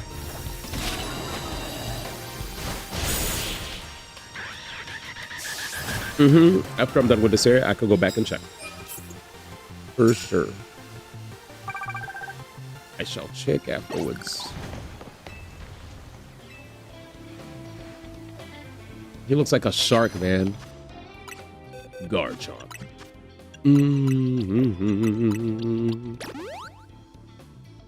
Sorry. Potion. And I'm ready. So we're gonna find more peeps to battle. I think we're pretty much close to our goal. Back turned. Come on, come on, come on, come on. Dragon Rush. Nice. Now, if only they could give me dragon moves to open with, Dragon Steel, or Earthquake. Also, if any of you guys have tips for me to fast farm the 4 Pokemon types that I have left, feel free to share. On the Mabel thing, I think it's like Steel, Dragon. What is it again? Mabel, Psychic Rock, Dragon Steel. Psychic Rock, Dragon Steel. So if you know any areas where I could like fast farm some Psychic Rock, Dragon Steels, that way we could finish that part of Mabel's research. And then the only part left for me would be... Yeah, I probably didn't have to go for ground, but it is what it is. Have answers? Based. Yo, did she get knocked? Why did she fly like that? Bro, she flew. It's fine, it only might be there. It was a shorty in the Pokemon that had to chomp Cynthia. It was, was it?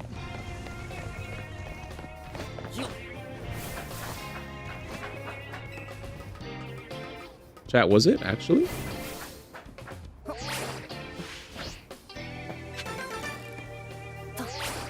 I didn't know this was here, man. Are you freaking... Yep, it is. Good man. Signature. Oh. Today I learned. I forgot. I like her theme, though. That's definitely an iconic Pokemon